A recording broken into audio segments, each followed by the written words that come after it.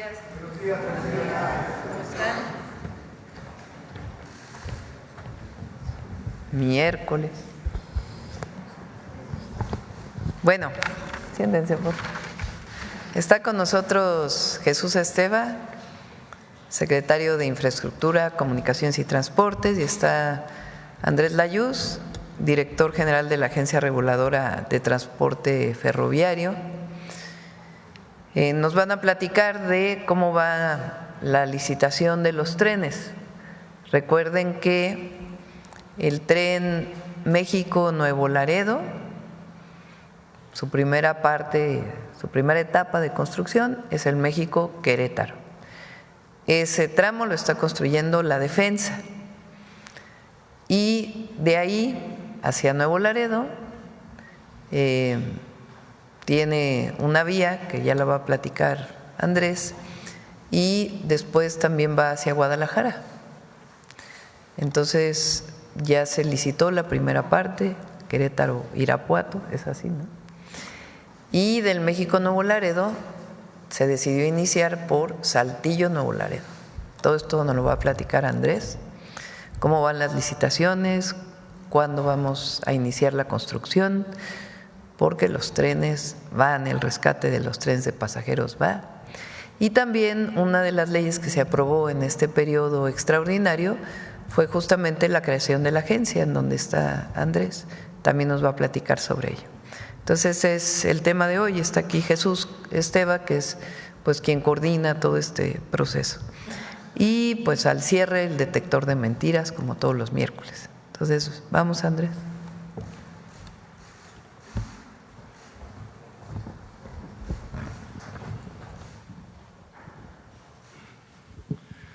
Con su permiso, Presidenta, muy buenos días a todas y todos. Efectivamente, les voy a hacer una presentación en donde voy a empezar por el cambio que hizo el Congreso de la Unión a la Ley del Servicio Ferroviario y después cómo estamos con las licitaciones que ha comentado la Presidenta. Adelante. Entonces, lo primero es que a partir de la Ley de Servicio Ferroviario se crea la Agencia de Trenes y Transporte Público Integrado, que tiene como objetivo digamos, hay una armonización de la ley que tiene que ver con la modificación constitucional que se hizo, en donde se le da prioridad a los trenes de pasajeros como parte del desarrollo nacional. Esto fortalece el papel del Estado a darle atribuciones específicas a la Agencia de Trenes y Transporte Público Integrado para llevar a cabo la planeación y diseño del servicio de pasajeros, pero también fortalecer el transporte ferroviario de carga y ordenar el tema de las concesiones que existen de carga. También queda establecido con mayor claridad que existen las atribuciones para hacer una mejor coordinación en la administración de las concesiones, la vigilancia de lo que son bienes nacionales. Hay que recordar que todo lo que es el derecho de vía, las vías, la infraestructura ferroviaria, aunque en el caso de carga tiene concesiones desde que se hizo el proceso de privatización de los años 90, son bienes propiedad de la nación. Y esos bienes propiedad de la nación que están en resguardo de la SICT, tenemos que estar revisando que estén bien conservados, que se usen para el destino que tienen, etcétera. Y también en el caso de las asignaciones, como por ejemplo la asignación de pasajeros del Tren Maya, también todo el proceso que tiene que ver con cuáles son las características del servicio, cómo es la regulación del servicio, etcétera, también son atribuciones que tiene la agencia. Esto fue a partir de la aprobación de la ley que se hizo el 26 de junio.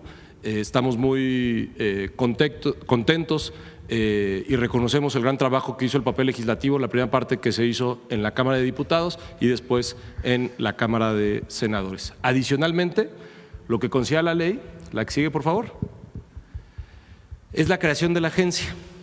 ¿Qué quiere decir la creación de la agencia? Históricamente, las atribuciones a las que me refería ahorita, que tiene que ver con la regulación de las concesiones existentes y la construcción y planeación del sistema ferroviario, estaban divididas. Había atribuciones que tenía la Agencia Reguladora de Transporte Ferroviario y había atribuciones que tenía la SICT a través de la Dirección General de Desarrollo Ferroviario. Esas atribuciones a veces se duplicaban, de hecho se duplicaban hasta las áreas entre la Secretaría y la agencia, y lo que hicimos fue armonizar y juntar áreas que existían pero que no tenían claridad en las atribuciones y que no tenían algunas atribuciones que la Presidenta de la República nos dio la instrucción de agregar precisamente para hacer el rescate de trenes y llevar a cabo los proyectos de trenes de pasajeros que se están llevando a cabo. Entonces, las características principales es que se crea la Agencia de Trenes, y Transporte Público Integrado como un organismo público descentralizado que queda igual sectorizado, y la cabeza de sector es la Secretaría de Infraestructura, Comunicaciones y Transportes, que tiene funciones de planeación, construcción, conservación, modernización, regulación, supervisión, fomento y diseño del sistema ferroviario nacional y del transporte multimodal asociado, en particular la construcción de vías férreas y la adquisición de equipo ferroviario, lo cual es relevante para lo que viene sobre las licitaciones que les voy a explicar, y también tiene atribuciones para la integración con transporte público urbano. Esto también me gustaría subrayarlo porque la atribución propiamente del transporte público lo tienen los municipios y los estados.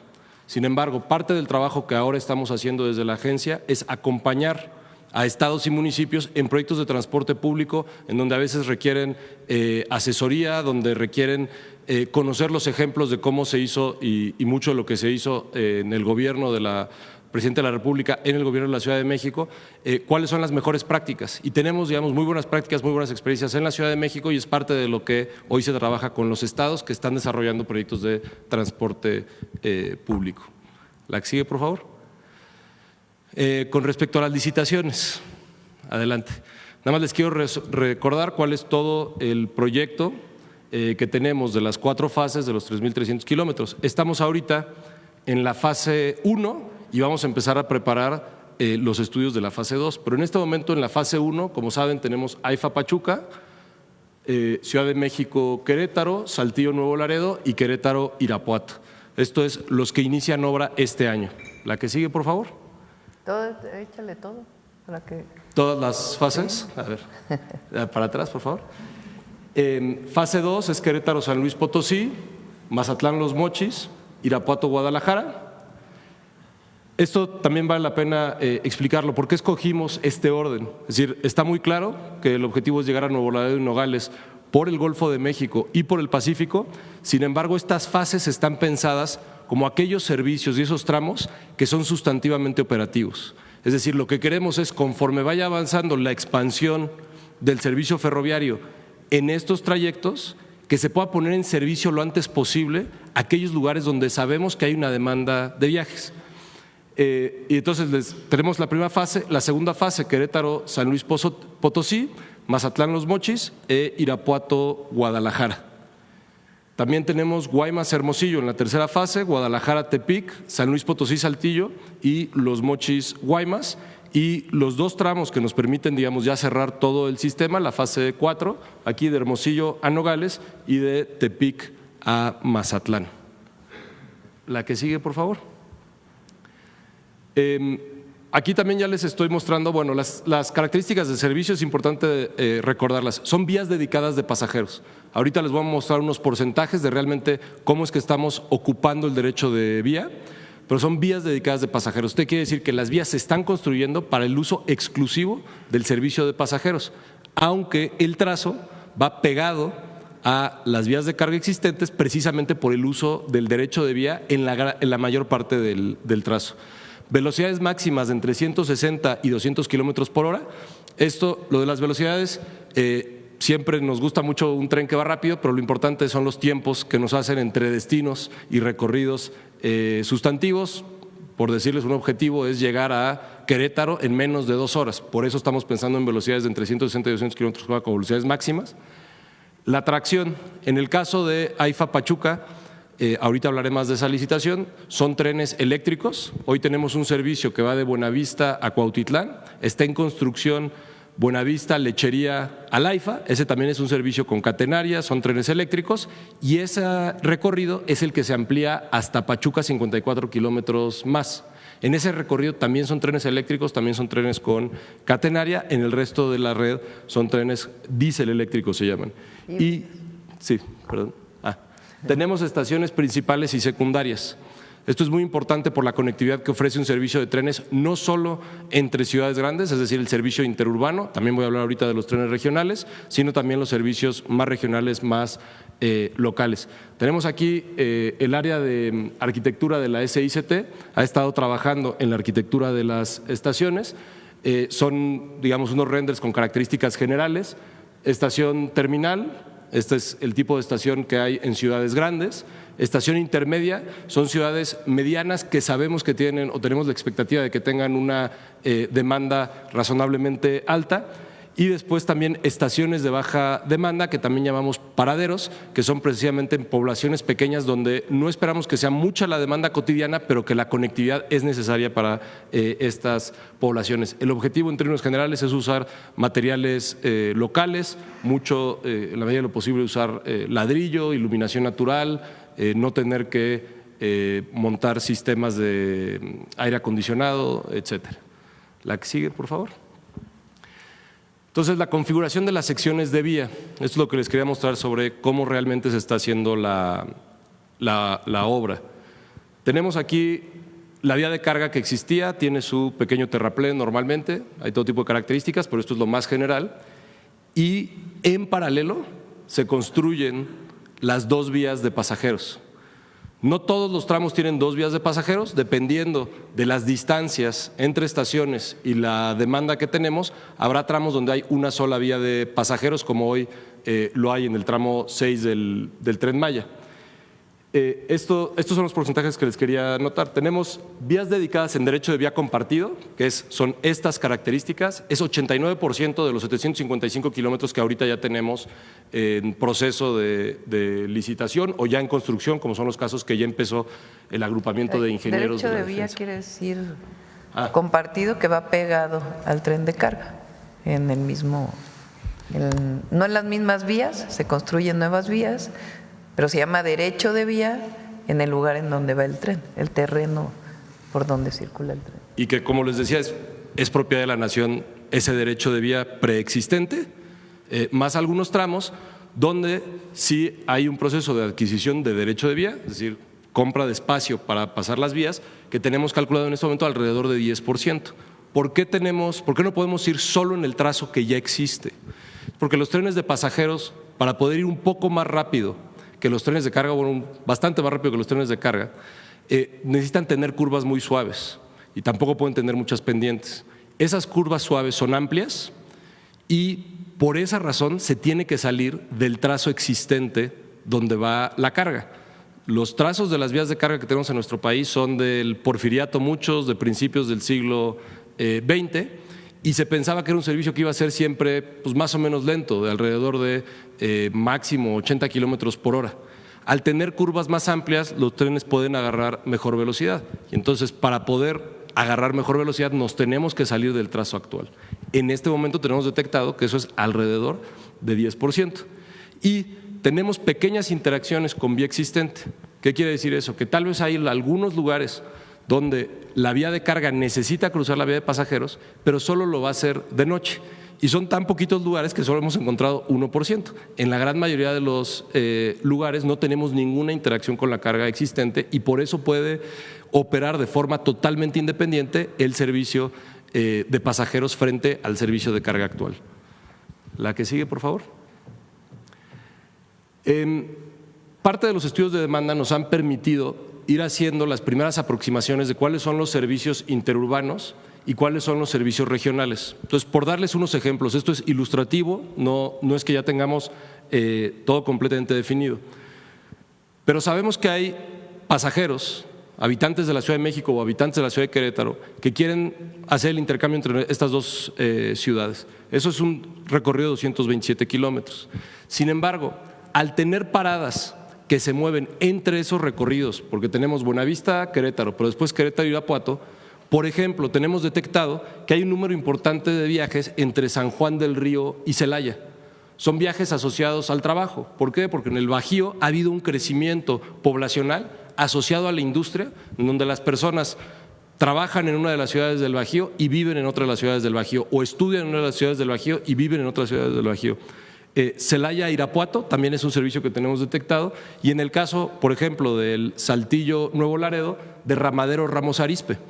Tenemos Derramadero en el extremo sur de Saltillo, es una zona industrial con poca vivienda pero muchísimo trabajo. Después tenemos Saltillo y después tenemos Ramos Arizpe, que es también de las zonas industriales del país que más están creciendo, el norte de Ramos Arizpe. Sabemos que hay una demanda de viajes, de trabajadores que todos los días van a estas dos zonas industriales.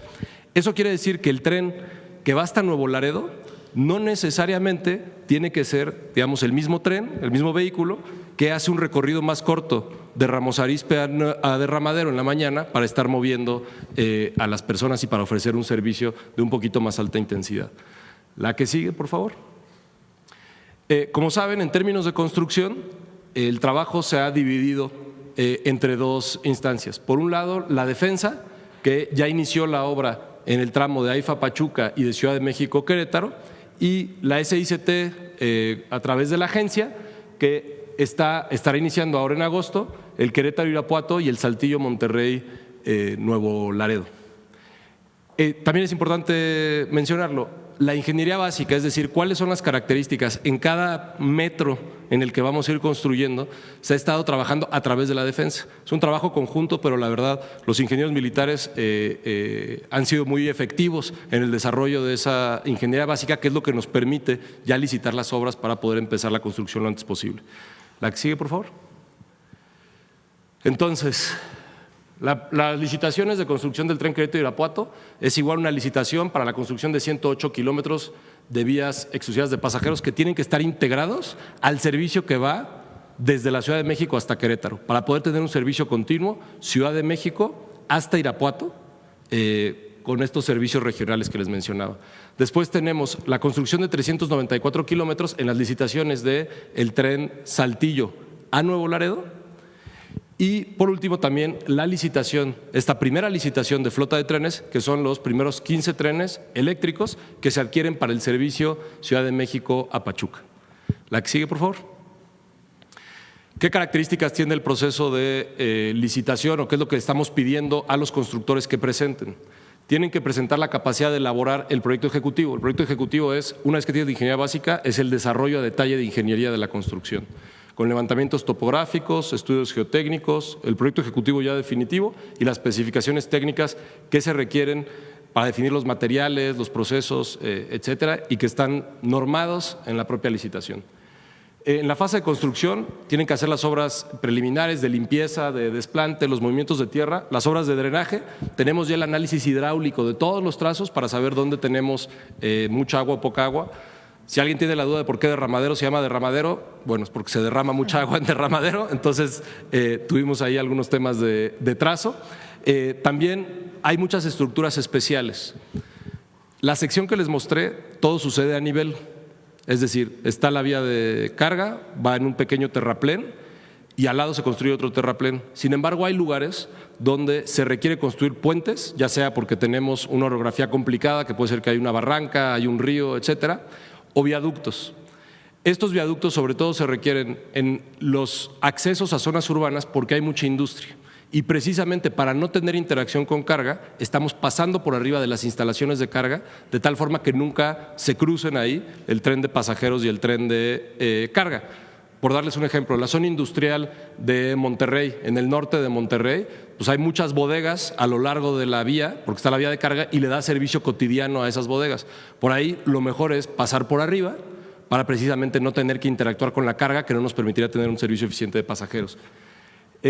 Luego tenemos la fase de pruebas y puesta en servicio. Una vez que se termina la construcción, tenemos que garantizar que la empresa constructora entregue todo con la calidad y las características que se requiere para operar en las condiciones que pusimos al origen del servicio, que les decía, vías dedicadas de pasajeros, tienen que ser vías segregadas, en el sentido de que no hay cruces sobre la vía, y también se revisa que existan las condiciones para operar hasta 200 kilómetros por hora en los tramos que tienen esa especificación de diseño. La que sigue, por favor. Entonces, bueno, ¿cuáles son los tramos que ya están en licitación? En el caso del Querétaro-Irapuato, tenemos los primeros 30 kilómetros que van de la zona industrial de Querétaro hasta Apaseo, o pasandito Apaseo, son 30.3 kilómetros. La preconvocatoria salió el 19 de mayo y vamos a estar emitiendo el fallo entre la segunda y la tercera semana de agosto. Ahorita, de hecho, estamos ya en la segunda junta de aclaraciones. Como saben, en los procesos de licitación las empresas pueden preguntar para aclarar cualquier cosa que tenga que ver con las características que se esperan. Y entre la segunda y la tercera semana de julio, es decir, ya en unos días, publicaremos la convocatoria para la licitación de un tramo de 70 kilómetros que va desde Apaseo hasta Irapuato. En términos del derecho de vía, como les decía, la mayor parte del derecho de vía al inicio vamos pegados al servicio de carga, pero aquí pueden ver que hay un desvío. Este desvío es para tomar el derecho de vía de la autopista 45D. Entonces, pegado a la autopista 45D, que tiene un derecho de vía importante porque es una autopista de 4 carriles con camellón, etcétera, avanzamos un buen tramo, pasamos por Salamanca y después nos reincorporamos otra vez al derecho de vía ferroviario para la entrada a Irapuato. Esto nos permite cruzar por Apaseo, Celaya. En Celaya el tren de carga ya no va a cruzar la ciudad, el tren de carga va a usar el libramiento exclusivamente y solo el tren de pasajeros entrará a la ciudad. En Villagrán y Cortázar, entre las dos poblaciones, que son poblaciones igual que tienen muchas conexiones hacia Celaya y hacia Irapuato, son importantes, tendremos también un paradero, es una base de mantenimiento. Al norte de Salamanca, en la ciudad de Salamanca, tendremos una estación y la estación en Irapuato. La que sigue, por favor. En el caso de Saltillo Nuevo Laredo, iniciamos con la licitación de 100 kilómetros, la convocatoria fue el 20 de mayo, esto también será el fallo entre la segunda y tercera semana de agosto, de Unión San Javier, Arroyo El Suez, es aquí donde está marcado, al norte de la ciudad de Monterrey. Y tenemos también ya abierto el proceso, se abrió un mes después, el 19 de junio, de 117 kilómetros desde Derramadero, que es el ejemplo que yo les daba, hasta Santa Catarina en la entrada a Monterrey. Aquí tenemos, por ejemplo, estación o paradero en Derramadero, Saltillo, Ramos Arizpe, García. García es uno de los municipios que más crece en términos poblacionales en el país, precisamente por la relación de trabajo que hay entre las zonas industriales y las zonas habitacionales de la zona metropolitana de Monterrey, Santa Catarina, Monterrey, Escobedo, y tenemos identificado Bustamante y Anáhuac y Nuevo Laredo como poblaciones que también son más pequeñas, pero que les ofrece conectividad el tren. En este caso, les decía yo, hay tramos donde no necesariamente tendremos doble vía. Donde tendremos una vía, son tramos muy largos, como es este tramo, que en realidad suma 234 kilómetros, es un tramo bastante plano, con pocas curvas, nos permite una buena velocidad y la capacidad que nos da una vía con algunos laderos es suficiente para mover la demanda, no es necesario siempre tener la doble vía. En resumen, en términos de los procesos de licitación, también en este caso estamos ya en la segunda junta de aclaraciones, contestando las preguntas. Esto nos da que estamos en proceso de licitación de alrededor de 250 kilómetros ya, que se harán con empresas constructoras una vez que se ha adjudicado el fallo. La que sigue, por favor. Por último, está la licitación de los trenes eléctricos. El recorrido de la Ciudad de México a Pachuca tenemos estimado que es uno de los que tendrá mayor demanda. Es importante, quienes tal vez conocen, han venido a la Ciudad de México. La Ciudad de México, si uno se sube al metro, si uno se sube incluso al tren Buenavista a Cuautitlán, puede ver que la demanda en hora pico es muy grande. Son volúmenes muy grandes de personas. ¿Por qué? Porque son relaciones de todos los días entre el trabajo y el hogar. Entonces, millones de personas que necesitan ese viaje, que tenga certidumbre, que sea rápido, que sea cómodo, que sea seguro. La zona de Tizayuca y la zona metropolitana de Pachuca justamente han ido generando esa relación con la Ciudad de México, una relación cotidiana de trabajo y hogar o de estudios y hogar. Conocemos personas que viven en Pachuca pero que estudian en la Ciudad de México, por darles un ejemplo. Y lo que hace un tren es no solo les mejora el tiempo de recorrido, puede ser poco más de una hora, sino que les da certidumbre sobre ese recorrido. Al saber que siempre que sales una hora, sabes perfectamente a qué hora vas a estar llegando en Buenavista. Por eso tenemos estimado que es uno de los tramos que por sí solo más viajes va a generar. En este momento el estudio de demanda nos dice que son alrededor de 100,000 pasajeros diarios en todo el recorrido. Una parte de ese recorrido es en el Estado de México y otra parte de ese recorrido, por supuesto, que es al AIFA y después en Hidalgo, sobre todo en lugares como Tizayuca, Empalme del Rey y Pachuca. Son 15 trenes de pasajeros los que se publicará la convocatoria para licitar, con una velocidad máxima de 130 kilómetros por hora. ¿Por qué 130 kilómetros por hora en este caso? Son las características que tiene el suburbano y también por las distancias. Los trenes necesitan distancia para acelerar y para frenar. Por las distancias, no estamos hablando aquí de ir a 200 kilómetros por hora como si lo estamos haciendo en los tramos más largos de los otros trayectos. Son trenes de poquito más de 100 metros y que justamente como es un recorrido de alta demanda, estamos considerando que puede ir creciendo la capacidad de los trenes porque se pueden acoplar. Nuestros andenes en Buenavista nos permiten acoplar 2 trenes de 100 metros, son andenes de 200 metros y de hecho en el resto de las estaciones así se están diseñando para poder tener, en vez de un tren cada 6 minutos de 100 metros, de repente decir, oye, siguió creciendo la demanda, entonces vas ampliándolo con un tren doble cada 6 minutos que va saliendo en hora pico.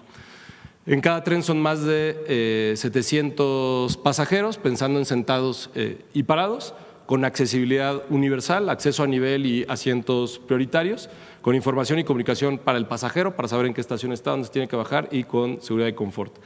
La licitación la vamos a publicar, el proyecto de convocatoria de hecho ya se publicó, ya tuvimos los primeros comentarios del proyecto de convocatoria y propiamente la convocatoria se publica el día de mañana para tener el fallo a finales de agosto. Esto es lo que tenemos. A ver, entonces, sí. Tren Querétaro-Irapuato ya está en licitación. Los primeros 30 kilómetros ya están en licitación y estamos por licitar los 170 kilómetros. ¿Cuándo sale esa licitación? Esa licitación sale el 18 de julio. Es la convocatoria de los 70 kilómetros que van desde la entrada de Celaya hasta Irapuato. Tren Saltillo-Nuevo Laredo. Tren Saltillo-Nuevo Laredo. La primera licitación son 100 kilómetros del norte de Monterrey, Unión San Javier hacia el Suez, es decir, hacia Nuevo Laredo. Esa también la vamos a estar fallando entre la segunda y tercera semana de agosto. ¿Y la última parte? Luego 117 kilómetros desde Derramadero hasta la entrada de Monterrey en Santa Catarina, la vamos a estar fallando unas semanas después, son como 3 semanas después, porque la sacamos 3 semanas. ¿A finales de agosto? A finales de agosto, principios de septiembre, sí. Principios de septiembre empieza la construcción. ¿Para qué? El de Saltillo. Y unos en agosto. Entonces, México-Querétaro ya está en construcción. Ya vamos a traer la próxima semana a Defensa y al equipo de CICT para que nos platiquen cómo van los avances. AIFA Pachuca ya está en construcción, también nos van a platicar ese día cómo van los avances. Ciudad de México, AIFA, también ese ya tiene rato en construcción y ya se resolvieron los problemas sociales y ya va a poder desarrollarse a plenitud. Y están en licitación y se asignan en el mes de agosto Querétaro, Irapuato, Saltillo, Nuevo Laredo. Y además está en licitación los trenes del México-Pachuca. Entonces, como ven, el rescate de los trenes de pasajeros continúa. Se acabó el periodo en donde se decía que el Estado no podía construir, que lo público era malo per se, aunque todavía hay algunos trasnochados que piensan que lo único bueno es lo que no hace el gobierno. Estamos recuperando las capacidades del Estado mexicano para transportar al pueblo de México, tanto en ferrocarril como en avión. Y el objetivo es México-Nuevo Laredo, México-Nogales. Bueno, esta es la información del día de hoy. Sobre trenes. A ver, aquí atrás, porque te quedaste ayer. Buenos días, Presidenta. Julio Mar Gómez, Medios Digitales del Pacífico. Presidenta, el reconocimiento es muy importante y es un acto que se valora. Y en este caso lo digo por los mexicanos que tuvieron a bien apoyar en Estados Unidos, y así lo reconoce la vocera Tammy Bruce, vocera del Departamento de Estados Unidos, quien agradeció el apoyo internacional ante esta catástrofe de México con Estados Unidos. ¿Por qué, Presidenta, este reconocimiento? Bueno, primero hay que felicitar, ayer lo hice, al presidente de Acuña y al gobernador también de Coahuila, que ayudó en este proceso. Segundo, esto es parte de cómo somos los mexicanos. Digo parte porque los mexicanos somos mucho más allá que eso. Pero el sentido de solidaridad y de fraternidad nos caracteriza y tiene que caracterizarnos siempre. No importa bajo qué circunstancia, las y los mexicanos le damos la mano al que sufre, le damos la mano al que se queda atrás. Hay algunos que no les gusta eso, que siguen pensando como en el pasado, pero la esencia del pueblo de México es la fraternidad. Y eso es lo que se muestra cuando salimos a ayudar a otros países, a otras naciones, a otros lugares, y cuando nos ayudamos entre nosotros. Cuando hay una situación difícil en nuestro país, toquen madera, un sismo, una inundación, los primeros que salimos a apoyar somos los vecinos, siempre hay una solidaridad enorme. Y eso hay que rescatarlo y ponerlo por encima de todo. Ante todo el humanismo, Presidenta. Ante todo el humanismo. Muchas gracias. Presidenta, cambiando un poco de tema, el nepotismo es una calamidad que no se ha podido desterrar de la administración pública, y hay dependencias estatales que se han convertido en empresas familiares. Pues una de ellas es la Junta de Caminos del Estado de México. Trabajadores de la Junta han buscado que la gobernadora Delfina les atienda y enviaron una carta exponiéndole una situación de acoso que se vive en el interior del organismo, que dirige Ariel Juárez Rodríguez según su denuncia. Han sido objeto de tratos discriminatorios del personal a cargo de la subdirectora de la administración, María Teresa Ruiz, quien se hace llamar la jefa, y su pareja de Ariel Juárez, ello junto con su hermano de nombre Walter Ruiz Pérez, que ocupan el puesto de director jurídico, coordinan una estructura que controla desde las contrataciones hasta las residencias regionales, donde se tienen en la nómina a varios aviadores. Las personas que forman parte de esta estructura la acompañan desde que Juárez Rodríguez era alcalde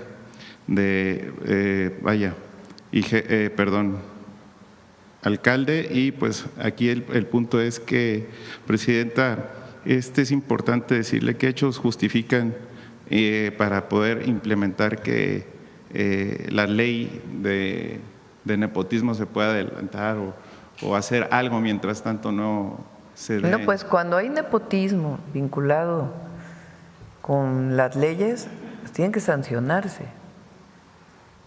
Una persona, lo que dice la ley es que no puedes contratar a alguien que tiene un cuarto nivel de relación contigo. El cuarto nivel se establece por las relaciones directas.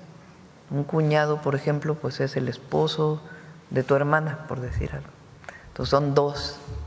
Y así, hasta el cuarto nivel se puede contratar, a menos que una persona llevara tiempo trabajando ahí y después es nombrada alguien por voluntad popular, y entonces pues ahí sería en afectación a la persona.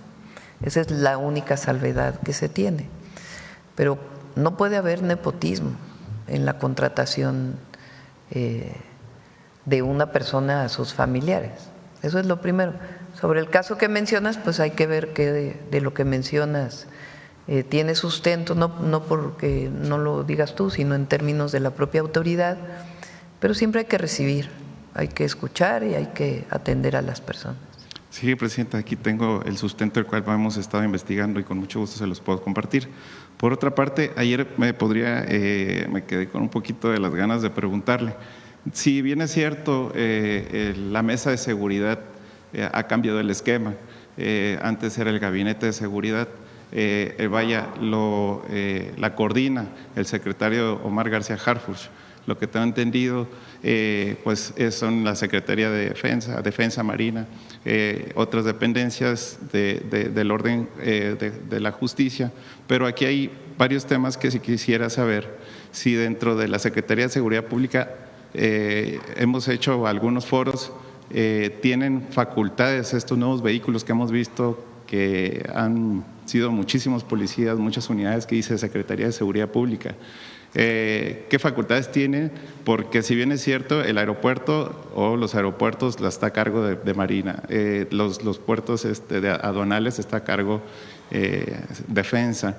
¿Qué facultades pueden tener estas patrullas que están ahí por a cargo de la Secretaría? Recuerden que la Secretaría de Seguridad y Protección Ciudadana tiene la protección federal, que normalmente es contratada en edificios, para cuidar instalaciones estratégicas, pero también pueden coadyuvar en algún lugar en donde sea necesario. Entonces pertenecen a esta policía que se dedica principalmente a la protección de los edificios, pero en algunos lugares, como por ejemplo Sinaloa, está ayudando en ciertos lugares a Defensa y a Guardia Nacional. Y estas unidades de la Secretaría de Seguridad y Protección Ciudadana son para investigar, son para prevención y también para reacción. En el caso de protección federal, pues son para cuidar, resguardar. Y si lo necesita la Guardia Nacional, se apoyan con ellos. Es algunos lugares específicos en donde está apoyando. Pero esencialmente las labores de la Secretaría, la Guardia Nacional es la institución por excelencia de protección y prevención y también de investigación.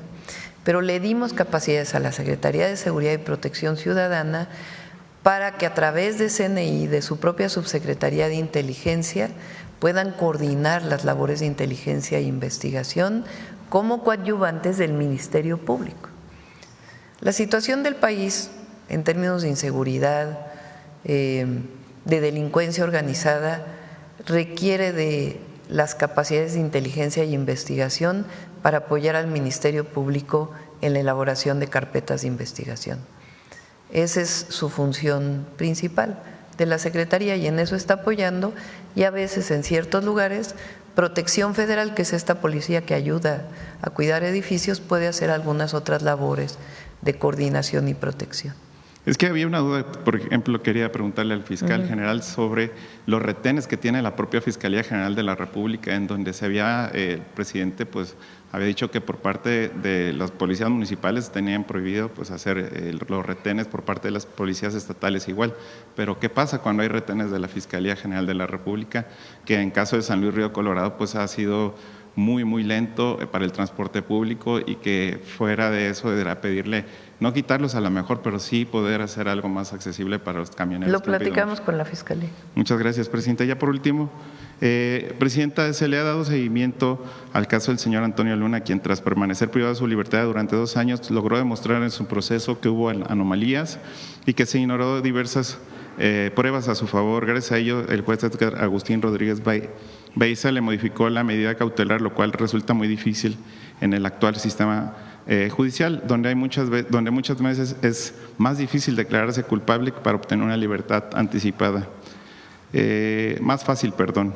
Sin embargo, esta persona sigue siendo objeto de señalamientos por parte del Poder Judicial y su expareja al intentar culparlo de un delito que no cometió. Pese a los dictámenes de especialistas, la Cuarta Sala Familiar no considera que haya violencia emocional hacia sus hijos, inducida por los abogados de su expareja, pues cuando en realidad esta sí la hubo, y no se brinda el apoyo para realización de exámenes psicológicos donde pueden proteger el bienestar de los menores. Presidenta, esta es parte muy importante. ¿Cómo se podría trabajar para que este tipo de conflictos no afecte a los hijos durante un proceso judicial, en donde al contrario pues pueda haber una mayor cobertura para que puedan tener un bienestar psicológico los niños? Ahí normalmente apoyan los DIF estatales frente a una circunstancia de este tipo, y las fiscalías también tienen algunas áreas de protección. Depende principalmente del Poder Judicial, de los juzgados civiles principalmente, pero siempre el DIF estatal y federal apoya en estos casos, y vemos el caso específico que planteas. Muchas gracias, Presidenta. Le paso todos los datos. Muy bien. A ver, vamos, es que ya hemos preguntado por… A ver, aquí que hace rato que no preguntas.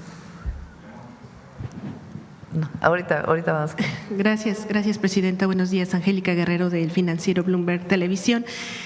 Preguntarle sobre este nuevo arancel que ayer se anuncia por parte de Estados Unidos al cobre y también a la industria o a productos farmacéuticos.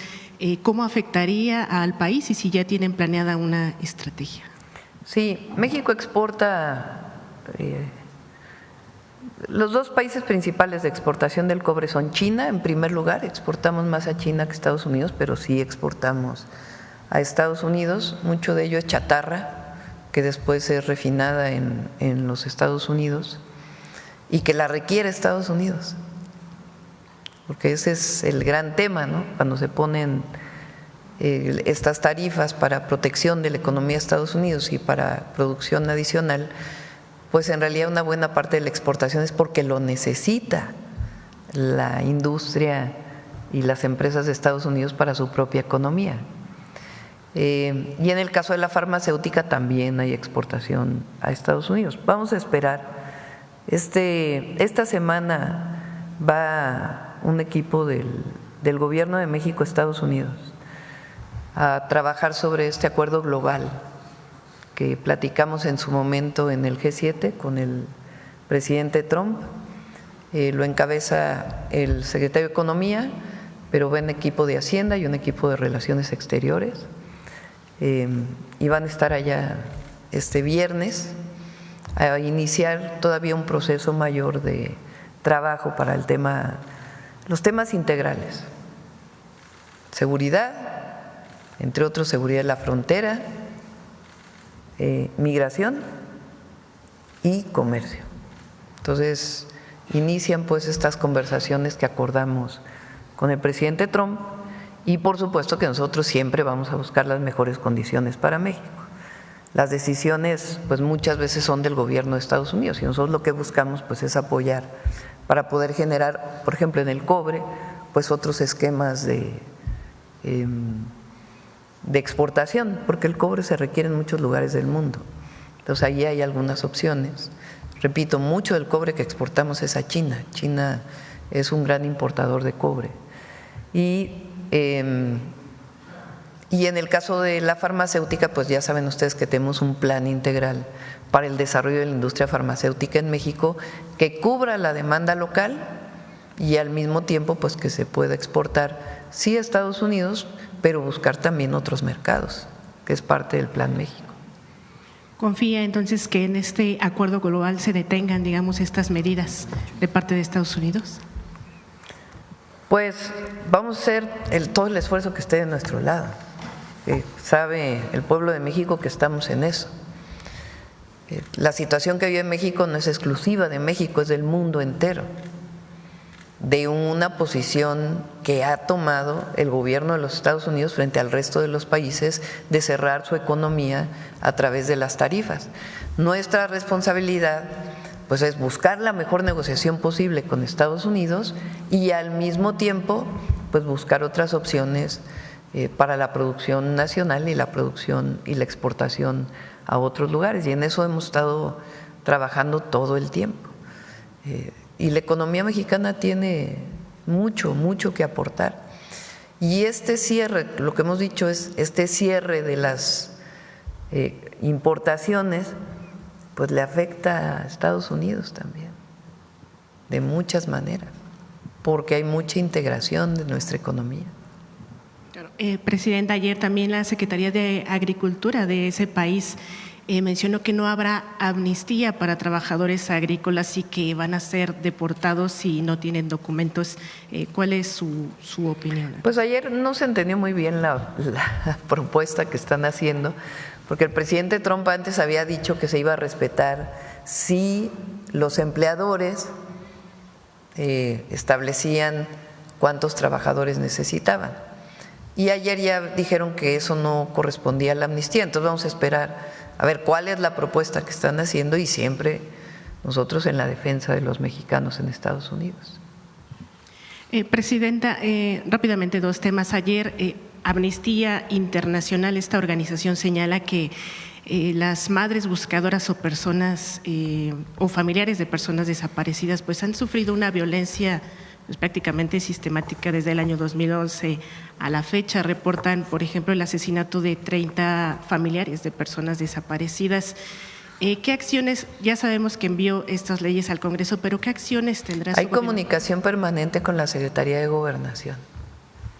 Entonces, tienen los colectivos las puertas abiertas para seguir hablando y trabajando con la Secretaría de Gobernación, y ahí donde se requiera apoyo para su protección, se otorga. Entonces, este diálogo que hizo Rosa Isela Rodríguez ha sido muy importante y se va a seguir atendiendo. Presidente, ya prácticamente para terminar, ayer inició, digamos, de manera formal la transición de la Suprema Corte de Justicia. Hubo un encuentro entre el actual presidente de la Corte y el… Qué bueno, vamos avanzando. ¿Algún comentario para que esta transición? Pues vamos avanzando, y fue buena la declaración, que haya tranquilidad en México de que va a ser una transición. Eso fue lo que declaró el próximo presidente de la Corte. Dijo, va a ser una transición institucional y puede estar tranquilo el país. Algo así fue su declaración. Tersa, y puede estar tranquilo todo el mundo. Entonces, ya, vamos caminando hacia adelante. Rapidísimo, por último, Presidenta, ¿tendrá más detalles sobre este robo de oro de 33 toneladas de oro? Está el Gabinete de Seguridad investigando y trabajando con los afectados. Gracias. Vamos aquí a ver. ¿Tú? Sí. Presidenta, el diputado Ricardo Monreal anunció que en septiembre, en el periodo ordinario de esta legislatura, no se descarta evaluar una reforma fiscal. Y le preguntaría, Presidenta, frente a una crisis fiscal del Estado, donde ante una mayor acumulación de capital y mayor demanda social de obras sociales, ¿cree que el Estado mexicano esté cerca o lejos de una crisis fiscal? No. La economía de México está bien y el presupuesto público está bien. Cero, nada, no hay problema. Y para el secretario de Infraestructura y de Comunicaciones, el secretario Layut, fíjese, Presidenta, que corría el primer informe de labores del presidente de la Madrid y su secretario de Comunicaciones, el ingeniero Rodolfo Félix Valdés, dijo que había condiciones para que el tramo México-Querétaro contara con una doble vía y eléctrica. Eso se quedó atrás. De hecho, existe. Señor secretario, por favor. Platícales todo cuando lo inauguraron y que luego ya nada circuló ni un tren. Claro. La verdad es que es muy interesante la historia que usted comenta. Ya la había comentado justamente con la presidenta, porque ahorita en el proceso de planeación de los nuevos trenes, justamente como vamos paralelo a los derechos de vía, a la vía que se opera actualmente de carga, pues hemos estado recorriendo todas las vías. O sea, ahorita hemos ido conociendo a través de vehículos pequeños, pues cómo es la vía, cómo es el trazo, dónde estaban las estaciones antiguas, etcétera. Todas y todos tenemos esta imagen de los trenes, les decía yo, construidos en el Porfiriato o después del Porfiriato, las primeras décadas del siglo XX.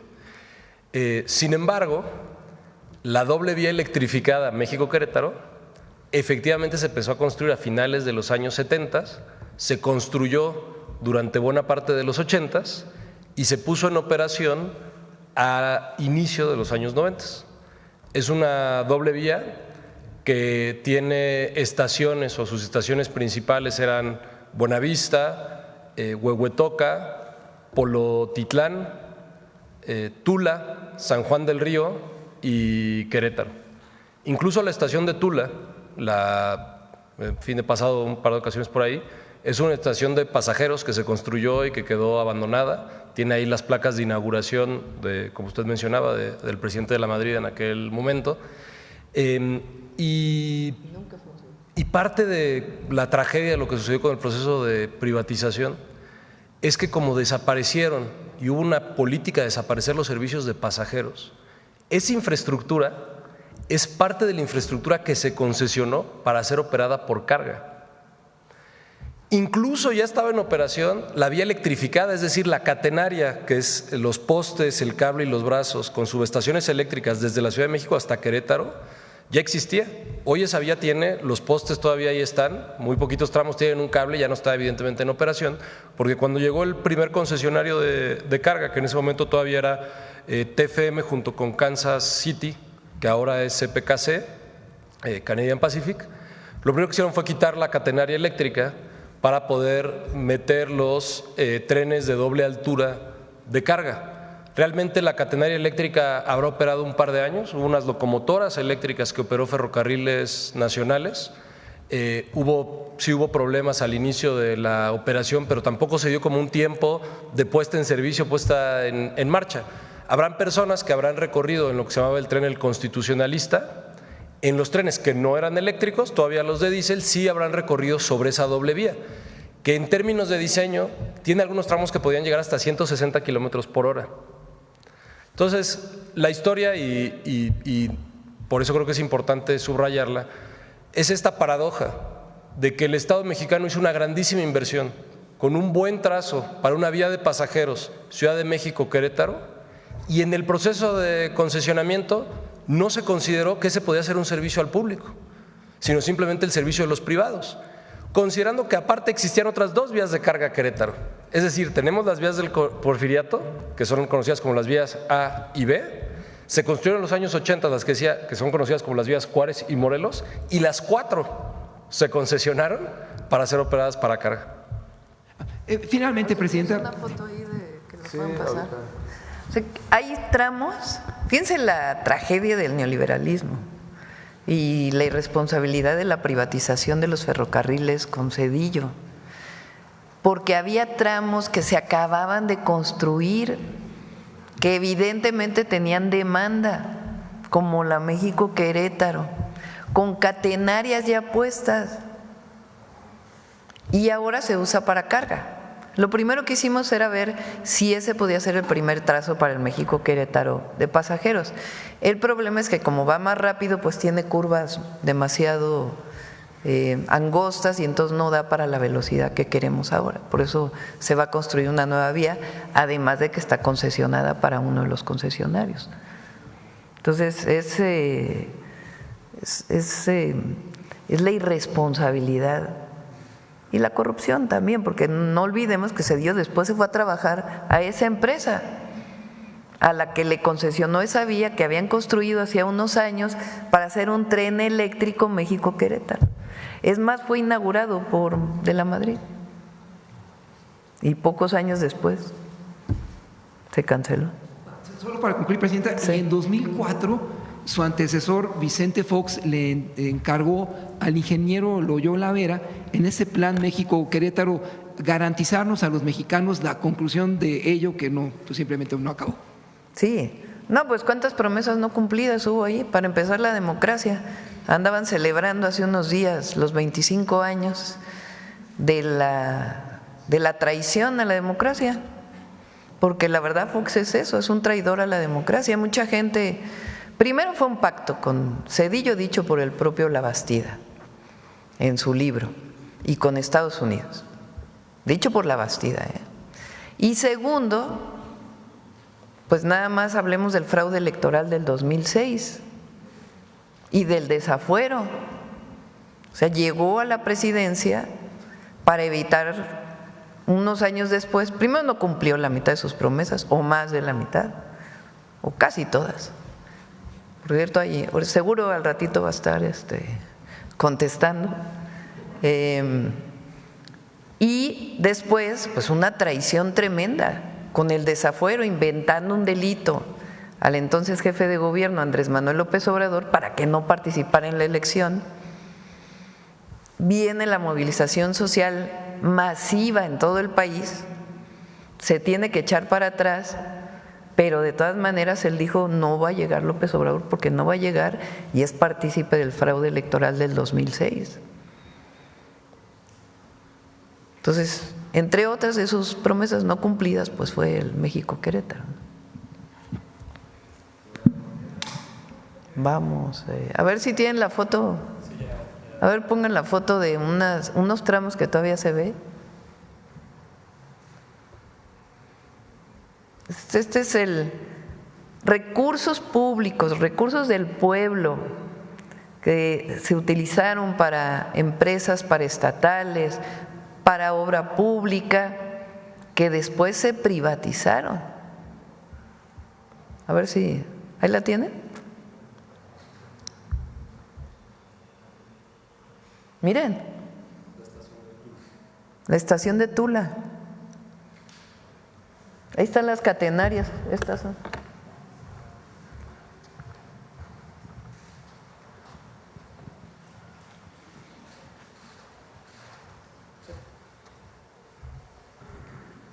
Inaugurada por De la Madrid y realmente nunca funcionó.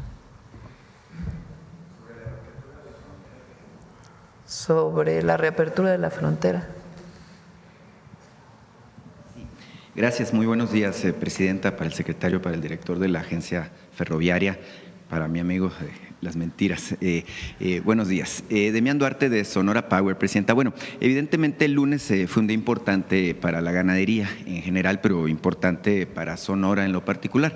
Es el primer estado que logra, bueno, la reapertura de lo que es la exportación de ganado en pie a los Estados Unidos. Se hace esto a través de la estación cuarentenaria de Agua Prieta, con destino a Douglas. Fueron 882 cabezas de ganado el día lunes. A partir de ayer, martes, bueno, pues ya se dio el flujo total de 1,300 cabezas, que bueno, va a ser un flujo diario.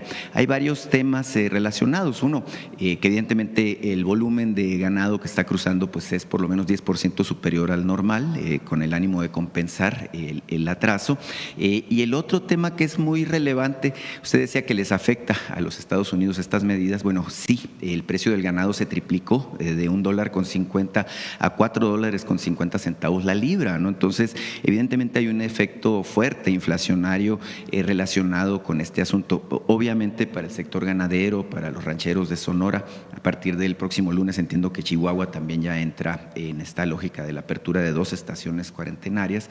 Bueno, pues hay gran algarabía, ¿no? Porque se logra finalmente desatorar el flujo de ganado después de 2 meses de atraso por parte de esta decisión unilateral de Estados Unidos. Obviamente interesa mucho el comentario que usted tenga al respecto de lo que viene justamente para el sector ganadero. Mañana viene Julio Verdegué. Mañana vamos a hablar de otro tema que no les gusta nada, de alimentación para el bienestar y leche para el bienestar.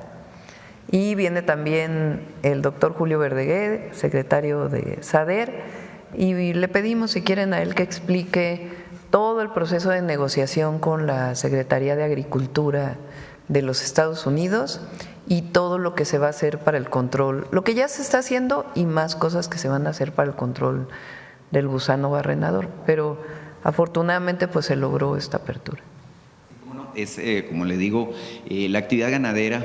Somos muy persistentes los mexicanos. La actividad ganadera y en particular la ganadería de bovinos pues es muy importante para la economía de Sonora. El sector primario de Sonora, como usted sabe, bueno, pues muy importante, sí. Representa una enorme producción de ganado bovino, de ganado porcino, de ganado avícola, de granos, hortalizas y una serie de productos alimenticios, bueno, que son fundamentales justamente para estos mercados de exportación. Evidentemente, pues Sonora tiene, como ya lo hemos dialogado en este espacio, pues una interacción muy fuerte, ¿no? Con el suroeste de los Estados Unidos, a través de esta relación que tenemos con el estado de Arizona. Y bueno, Presidenta, yo ya me enteré que va a mi tierra el próximo fin de semana. El sábado. Tengo entendido que tiene agenda en Cajeme y en Guaymas. Si nos vamos a inaugurar el hospital de Vicam,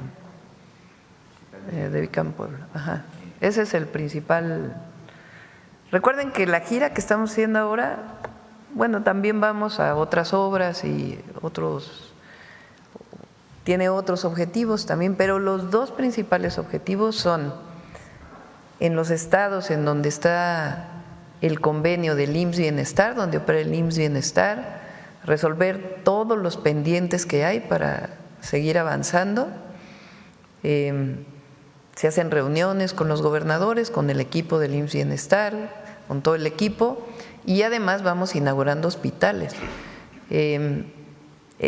Al cierre de este mes vamos a haber inaugurado 15 centros de salud y hospitales en el país en lo que va de nuestro sexenio. Por supuesto, todos ellos iniciados por el presidente López Obrador, pero les hemos dado continuidad. Son 15 centros de salud y hospitales que estamos inaugurando y vamos a seguir. Todavía hay varios del ISSSTE, del IMSS y del IMSS Bienestar que se están construyendo, además de los nuevos que estamos planteando. Por supuesto, va a ser muy bienvenida a Sonora. Yo me voy a trasladar hoy mismo para poderla recibir correctamente por allá. Y obviamente nos gustaría mucho escuchar de su parte un mensaje en esta que será la tercera gira oficial que usted emprenderá como presidenta de la República. Bueno, ya saben que queremos mucho a Sonora. Mandamos saludos al gobernador también. Y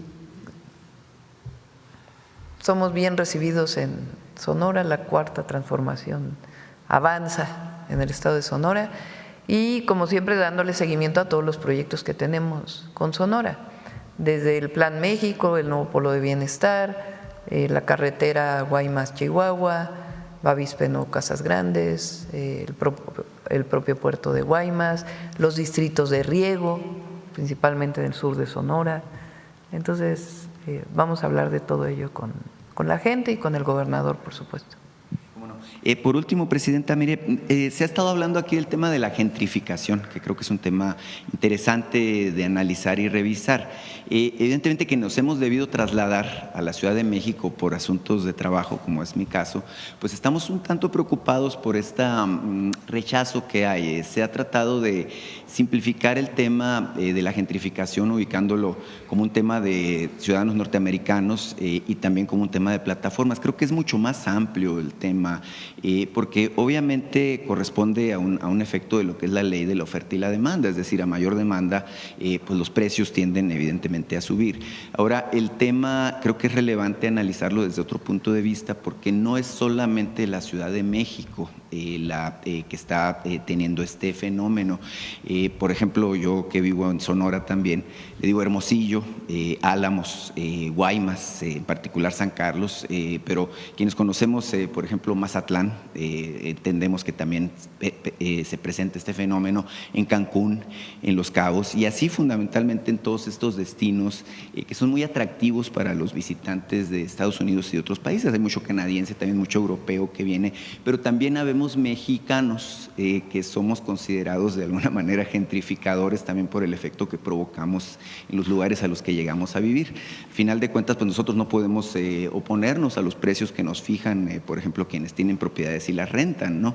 Y creo que sería también un poco, pues no sé cómo calificarlo, que alguien rente su propiedad a un precio menor que el que existe justamente en el mercado. Esto, al final del día, como fenómeno económico, mueve mucho a la reflexión y genera un alto interés en la discusión que es y debe ser nacional. Quisiera yo preguntarle si está en su mente, presidenta, la posibilidad de establecer justamente una legislación nacional justamente para controlar este tipo de situaciones que tienen que ver con el incremento en los costos de la vida en estas comunidades que, bueno, al final de cuentas son muy atractivas, muy llamativas para los visitantes de negocios, para los visitantes por turismo, para quienes son nómadas digitales o quienes tienen que emigrar justamente a otros centros urbanos por razones de trabajo. ¿Qué es la gentrificación? Habría que primero preguntarnos eso. Son procesos que se han vivido en la Ciudad de México, en otras ciudades y en muchas ciudades del mundo, donde la población original que vive en cierta colonia empieza a verse desplazada por vivienda de otro nivel económico. Entonces, una persona que vive en una vivienda que paga una renta o que tiene ahí su casa de hace mucho tiempo, se generan procesos, a veces promovidos desde el gobierno. No es el caso ni de cuando fui jefa de gobierno, ni de Clara Brugada, obviamente. Se dio mucho, por ejemplo, en el periodo de Mancera en la Ciudad de México, en donde se cambia el uso de suelo.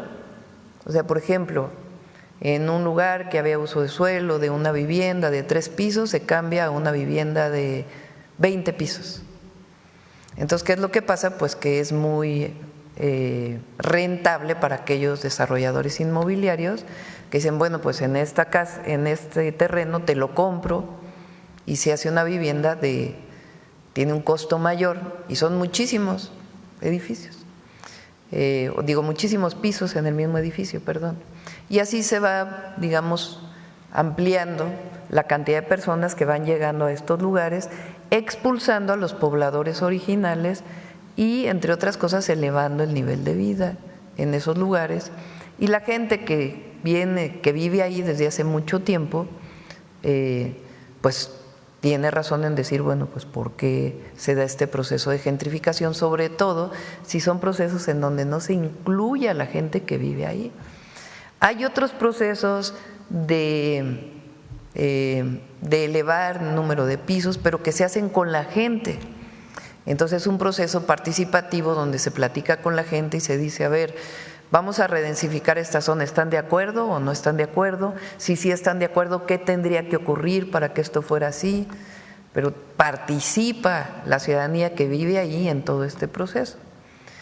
En particular en la Condesa, en la Ciudad de México o en la Roma han sido varios temas que han ido ocurriendo desde hace ya muchos años, algunos que no fueron promovidos por el gobierno, sino sencillamente fueron ocurriendo como parte del desarrollo de la ciudad.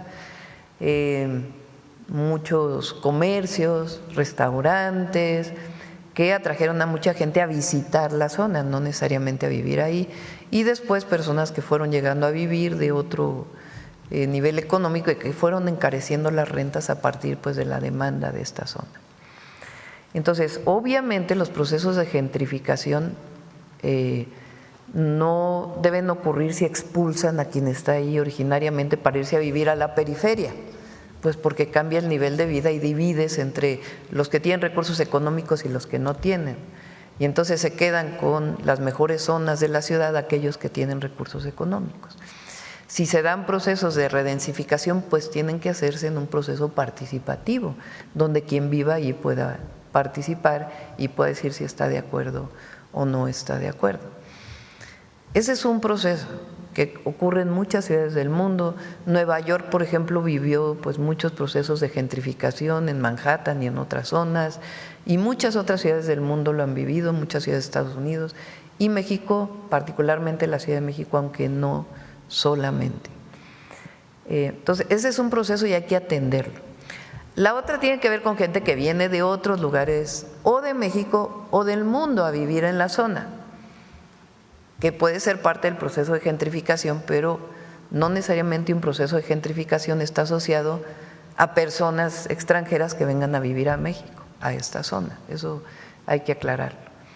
Entonces, tiene que atenderse de manera integral el que no se encarezca el nivel de vida en la ciudad y particularmente el costo de la renta y de la vivienda. ¿Cómo se hace? A través de distintos mecanismos y también construyendo vivienda social, que es lo que nosotros estamos haciendo. Recuerden que todo el proceso de las nuevas viviendas que estamos haciendo, no lo estamos haciendo alejado, no lo estamos haciendo en la periferia como se hizo durante mucho tiempo, sino cerca de los lugares de trabajo. Entonces, hay que atender el fenómeno de la gentrificación. Otro fenómeno distinto es el que se puede desprender a partir de ahí de xenofobia o de discriminación. Entonces, en la manifestación que hubo en la Ciudad de México, por más legítima que sea la demanda de la gente que vive en los lugares, ni se puede aceptar la violencia ni los discursos de odio. Eso no es México. Y más la Ciudad de México, que vive de la migración, ha vivido de la migración. Esta ciudad se construyó, sí, de los pobladores originarios, pero de muchísima migración de todo el país y también de migración de muchos procesos de asilo político y de migración que siguen ocurriendo. Entonces, y vamos a apoyar ahí a la jefa de gobierno y a alcaldes, porque los usos de suelo, todo esto depende mucho de las políticas municipales y estatales, pero vamos a apoyar, porque finalmente lo que queremos es el derecho a la vivienda, que se garantice, y el derecho a la ciudad, o a las ciudades. El derecho a la ciudad es poder gozar de todos los beneficios de una ciudad sin que seas expulsado a la periferia y que haya una diferencia social entre unos y otros. Claro, es muy importante su punto de vista, su aclaración, Presidenta. Evidentemente porque… Tenemos que trabajar con los estados, porque los usos de suelo son municipales. En el caso de la Ciudad de México, le corresponden al Congreso de la Ciudad de México. No es un asunto federal. ¿Cómo estamos nosotros atendiendo el derecho a la vivienda? Con la construcción de viviendas. Y podemos apoyar a todos los estados y a todos los municipios, si así se requiere, para garantizar el derecho a la ciudad y el derecho a la vivienda. ¿Cómo van a hacer una ley? ¿Quieren hacer homologar cómo perseguir el delito de extorsión? Sí, pero es distinto. Pero no estarían dispuestos a… Es distinto. Es distinto porque hay atribuciones que la Constitución establece a los municipios. Entonces, los municipios son autónomos. Entonces, una cosa es perseguir un delito a nivel federal y a nivel estatal, y la otra es invadir las funciones que tiene un municipio. Entonces, más bien ahí se coadyuva, se trabaja coordinadamente para pues garantizar el derecho a la vida digna de las personas en las zonas urbanas. Bueno, aparte es toda la especulación inmobiliaria y el cártel inmobiliario y las ilegalidades que se han dado, porque una cosa es que se cambie el uso de suelo y puedas construir un edificio de 20 pisos legalmente, y otra cosa es que construyas un edificio de 20 pisos donde se permite uno de dos. Eso es el cártel inmobiliario, desarrollado principalmente en la alcaldía Benito Juárez, desde que fue alcalde el actual presidente del PAN, para que no haya duda. Es muy importante su apunte, Presidenta, porque se ha exacerbado mucho el debate respecto a este tema. Y qué bueno que se dé el debate, porque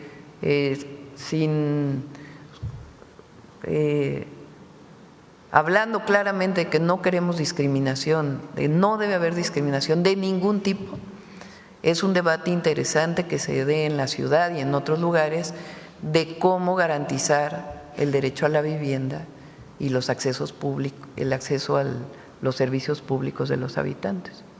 Muchas gracias. Sobre eso estudió mucho Andrés Layuz también, sobre los trenes. Buenos días, Presidenta. Yereta Arciniega, de Revista Fortuna. Presidenta, durante el primer semestre la inversión fija bruta mostró señales de estancamiento, especialmente en su componente privado, lo que podría afectar la generación de empleo. En contraste, la inversión pública en infraestructura ha demostrado tener efectos multiplicadores, como ocurrió con Dos Bocas y el Tren Maya. ¿Su gobierno espera un impacto similar en crecimiento y empleo con los proyectos ferroviarios iniciados este año, como el tren interoceánico? Digamos que están a su 10% o hasta un poco menos del empleo que se va a generar ya que estén operando, porque ahora hay movimiento de tierras, se está terminando el derecho de vía. Entonces, en el momento que esté todo en construcción, sí se van a generar pues por lo menos unos 50,000 empleos de manera directa, más los que se generan de manera indirecta. También la vivienda en unos meses ya va a estar al máximo, la generación de empleo. Apenas también están movimientos de tierra y todavía no se requiere tanto empleo, pero eso va a ayudar a impulsar el empleo en nuestro país. La construcción, hay una inversión muy importante de los concesionarios que tenían las concesiones de hace tiempo de aeropuertos en el país, que también va a generar una inversión muy… ¿De cuánto dinero es ese? Que es privada, porque son concesiones que existían hace tiempo.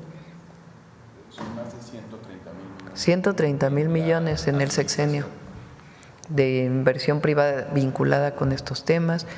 Y pues todavía viene pues todo lo de carreteras también, que apenas inició, y eso va a impulsar muchísimo la economía. Y más todo el Plan México, los polos de bienestar, que inicia su licitación y poco a poco va a empezar a fortalecerse. Muchas gracias, Presidenta.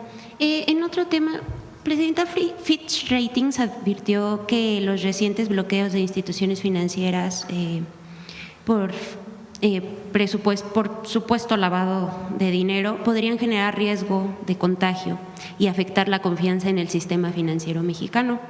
¿No considera que Fitch está sobredimensionando estos riesgos, sobre todo considerando que en el pasado no alertó con la misma contundencia sobre crisis financieras mayores o malas prácticas bancarias a pesar de cobrar por sus análisis? No hay riesgo. Y dicho no solamente por la presidenta, sino por los bancos en México y todo el sistema financiero, Hacienda ha actuado de manera muy responsable, muy responsable. Lo que hizo los primeros días de la intervención para justamente que no hubiera este contagio del que habla Fitch, muy importante. También lo que están haciendo con los fideicomisos, que es un proceso muy largo, laborioso, pero que lo están trabajando muy bien y con mucha coordinación. También está ayudando Banco de México con su autonomía, pero está apoyando. Entonces, no hay riesgo. Y me acaba de informar, me pasó ahora. A ver, chécale bien si está bien la información, no le vaya a dar mal. El otro día también me equivoqué a la hora de decir, en vez de 200,000 barriles dije 200 millones, y ya anda la oposición diciendo que… una nota que me anda Hacienda, en estos días era el tiempo límite para las sanciones que iban a imponer a los bancos y parece que se ha logrado una posposición de esta fecha para pues esta intervención que está haciendo la Secretaría de Hacienda. ¿De cuántos? A ver si lo informan la propia Secretaría de Hacienda que… Muchas gracias, Presidenta. Finalmente, Presidente, en junio se registró una nueva caída en el empleo formal pese al dinamismo del consumo y las exportaciones. Algunos analistas plantean que ante el alza del salario mínimo y la reforma de las 40 horas, algunas empresas podrían estar pues optando por no registrar nuevos empleos ante el IMSS para reducir costos. ¿Cómo interpreta su gobierno esta desconexión entre la buena marcha de la economía y la caída del empleo formal?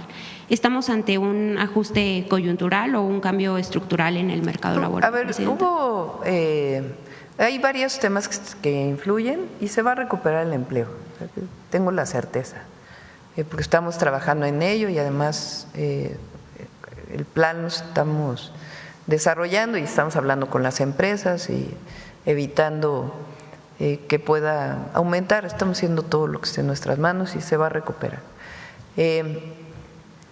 Hubo una parte vinculada con agricultura, que es estacional, pero además la sequía que afortunadamente está lloviendo en todo el país, lamentablemente en algunos casos con inundaciones, pero tiene una parte buena que está lloviendo pues en estados donde no había llovido, en Sonora está lloviendo, en Chihuahua, Tamaulipas, ahí hasta ya llovió de más, pero ayuda mucho a que se recupere la agricultura y la producción agrícola, agropecuaria en general, porque también ayuda al sector pecuario. Entonces, eso impactó. Una parte que tiene que ver con la manufactura, que está directamente asociada pues a los temas de la disminución de exportaciones. Durante un periodo se están recuperando las exportaciones y otra parte también pues a que apenas están generando empleo las obras públicas y las obras privadas, entonces se va a recuperar.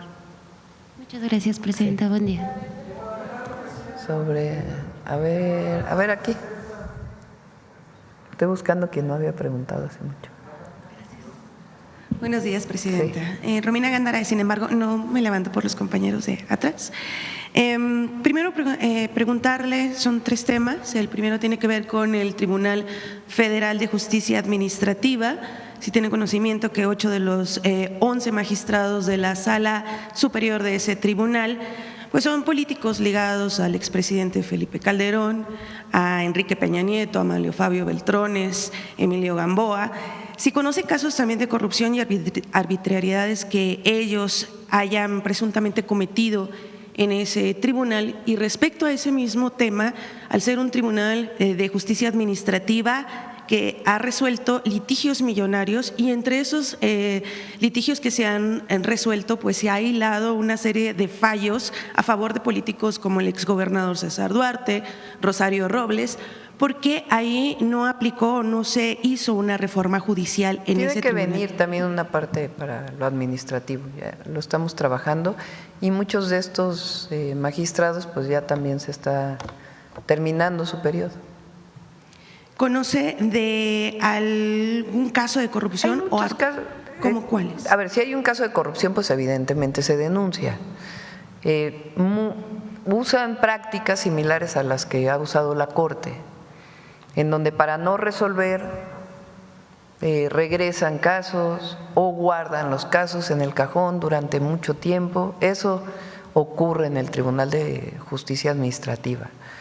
Si hay casos de corrupción, pues eso ya lo tiene que determinar las instancias correspondientes y poner su denuncia en la Fiscalía. Y en el tema de una reforma menciona que se está trabajando, ¿podría ser más específica en qué? Sobre todo, recuerden que la reforma al Poder Judicial tiene que ver con procesos largos. O sea, no solamente es la elección de jueces, magistrados y ministros, o juezas, magistradas y ministras, sino también con los tiempos de resolución. Entonces, estableció que un juicio mercantil tiene que resolverse en 6 meses. Eso dice la Constitución. Para eso tienen que modificarse muchas leyes, que son las que ahora, algunas de ellas ya se enviaron y otras están por enviarse, que tienen que ver con todos los procesos, desde la ley de amparo y otros, para poder reducir los tiempos y que en efecto se cumpla la Constitución, para que los juicios no se vayan como algunos que conocemos, que llevan 18 años sin resolverse.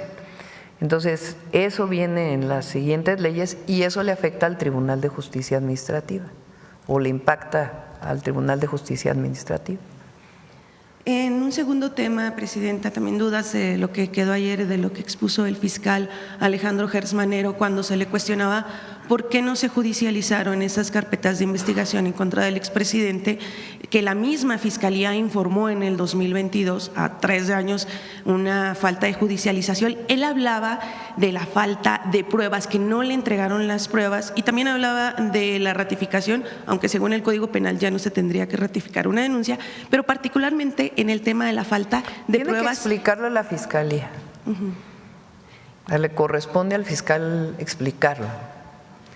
Pero ayer dio una explicación aquí y le corresponde a la Fiscalía explicarlo. Lo que planteó aquí en la mañanera como parte del Gabinete de Seguridad, pues le corresponde a la Fiscalía pues explicar lo que mencionó ayer con más detalle. Sí, porque sí, en el caso, y lo que queríamos preguntarle, si fue la UIF la que no entregó las pruebas suficientes, si usted no considera que esto no está abonando al pacto de impunidad con Enrique Peña Nieto, que por cierto es algo que pues le ha señalado la oposición desde que estaba el entonces presidente Andrés Manuel López Obrador. No hubo pacto de impunidad. Es más, hubo una consulta pública de si se juzgaba a los expresidentes. No alcanzó el número suficiente de votos, pero hubo una consulta pública. Entonces, no es que haya habido un pacto de impunidad. Lo que dijo entonces el presidente López Obrador, que es público, es: nosotros nos interesa de aquí en adelante. Y quien tiene que explicar si fueron pruebas suficientes, si no fueron pruebas suficientes, y qué pasó con esa demanda, pues es la Fiscalía. El fiscal y la Fiscalía o los fiscales que ven estos temas, pues son los encargados de explicar con más detalle este tema. Muy bien. En un tercer tema, Presidenta, sin embargo, publicamos que Hugo Patlán Matehuala, un priista de Sonora que ha estado pues muy ligado como operador de Roberto Madrazo, de Mario Fabio Beltrones, y que pues ha sido parte de la estructura del PRI, fue contratado por Guadalupe Tadei en la unidad técnica del contencioso electoral del INE. Para recordar que hace esta unidad es nada más y nada menos la que torció las palabras del entonces presidente López Obrador para que fuera sancionado en el 2024, y ahora este personaje pues está en esta unidad que es fuerte y pues fue contratado, no sabemos si por error o quizá intencionalmente, por la presidenta Guadalupe Tadei. ¿No le parece riesgoso esto para el INE? Pues también ella tiene que explicar. O sea, le corresponde al INE estas contrataciones. Entonces, pues ellos tienen que explicarlo. El problema, presidente, es que varios de los casos donde se acusa precisamente a la Cuarta Transformación de supuesta censura, que son acusaciones que se han dado recientemente, vienen de esa unidad técnica de lo contencioso electoral que está ocupando Hugo Patlán y que no solamente acusa a la Cuarta Transformación, también ha estado hostigando a la prensa, como por ejemplo a compañeros Álvaro Delgado, Fabricio Mejía, por un caso particular que involucra a una magistrada que es esposa del ex procurador de Vicente Fox. Este no es el único caso. Preguntarle si haría usted alguna recomendación a Guadalupe Tadei. No, les corresponde a ellos las contrataciones. La presidenta tiene funciones muy claras y hay autonomía en ciertos órganos que muchos defienden. Pues hay cosas que le corresponden a la Fiscalía, nos coordinamos, buscamos la manera de trabajar conjuntamente, sobre todo para el tema de la seguridad y el cero impunidad, y coadyuvamos con el Ministerio Público a través de la Secretaría y de la Guardia Nacional, pero les corresponde a ellos dar sus explicaciones. Entonces, ¿por qué esta persona está ocupando este lugar? Pues no le corresponde a la presidenta ni recomendar ni no recomendar, porque luego van a decir que soy muy autoritaria porque ya nombro yo a todos, ya ando dando recomendaciones. El INE, con su autonomía, que explique por qué esta persona está ocupando este sitio. Pero dentro de los señalamientos del INE, ¿esto no nos diría que pues se han dejado, por así decirlo, seducir por la oposición al darle este tipo de… Pues que lo expliquen ellos, que lo expliquen ellos. Nosotros, desde este lugar, lo que tenemos es derecho de réplica y damos nuestra opinión y trabajamos todos los días, no solamente para informar lo que hacemos, sino para defender nuestro proyecto y para explicarlo por qué el proyecto de la Cuarta Transformación es viable, tiene futuro y es lo que ha decidido el pueblo de México. ¿Y qué diferencias hay entre nuestro proyecto y el pasado neoliberal corrupto? Pero estas contrataciones pues le corresponden al INE, que en todo caso si hay estos temas pues que expliquen. Muchas gracias, presidente. Sí. A ver, vamos a ver. A ver, Jalisco, ándale pues. Buenos días, presidenta. Saúl Soltero, de los canales de redes sociales El Nopal Times y El Charro Político. Presidenta, respecto al tema de las aplicaciones que se han incorporado pues a sus conductores al IMSS, algunos usuarios pues en nuestros videos en redes sociales nos han expresado pues específicamente en el caso de Didi pues este temor a perder su empleo porque Didi aún no los ha registrado y por lo mismo pues hay este caso de que al incumplir la ley pues podrían aplicársele sanciones a Didi por no estar dando ese cumplimiento. Va a cumplir, tienen que cumplir. ¿Tampoco creen que a Didi no le interesa seguir trabajando en México? Sí. Pues claro que sí, pues tiene que cumplir con la ley. Nada más, pues sí, es importante decir que es de las pocas que… ¿Ha habido no es que la única que no ha… Pero tiene que hacerlo, tienen que hacerlo. ¿Se ha generado como alguna mesa de diálogo, presidenta? O todo el tiempo el secretario del Trabajo tiene pláticas con todas las plataformas y también con las y los trabajadores. Entonces, todo el tiempo hay mesas de trabajo. ¿Ve potencialmente que se pueda aplicar alguna sanción sobre este caso? Bueno, lo determina la ley. Recuerden que son 6 meses de prueba, de aquí a diciembre. Entonces, en este periodo, pues, Didi tiene que cumplir y yo pienso que va a cumplir.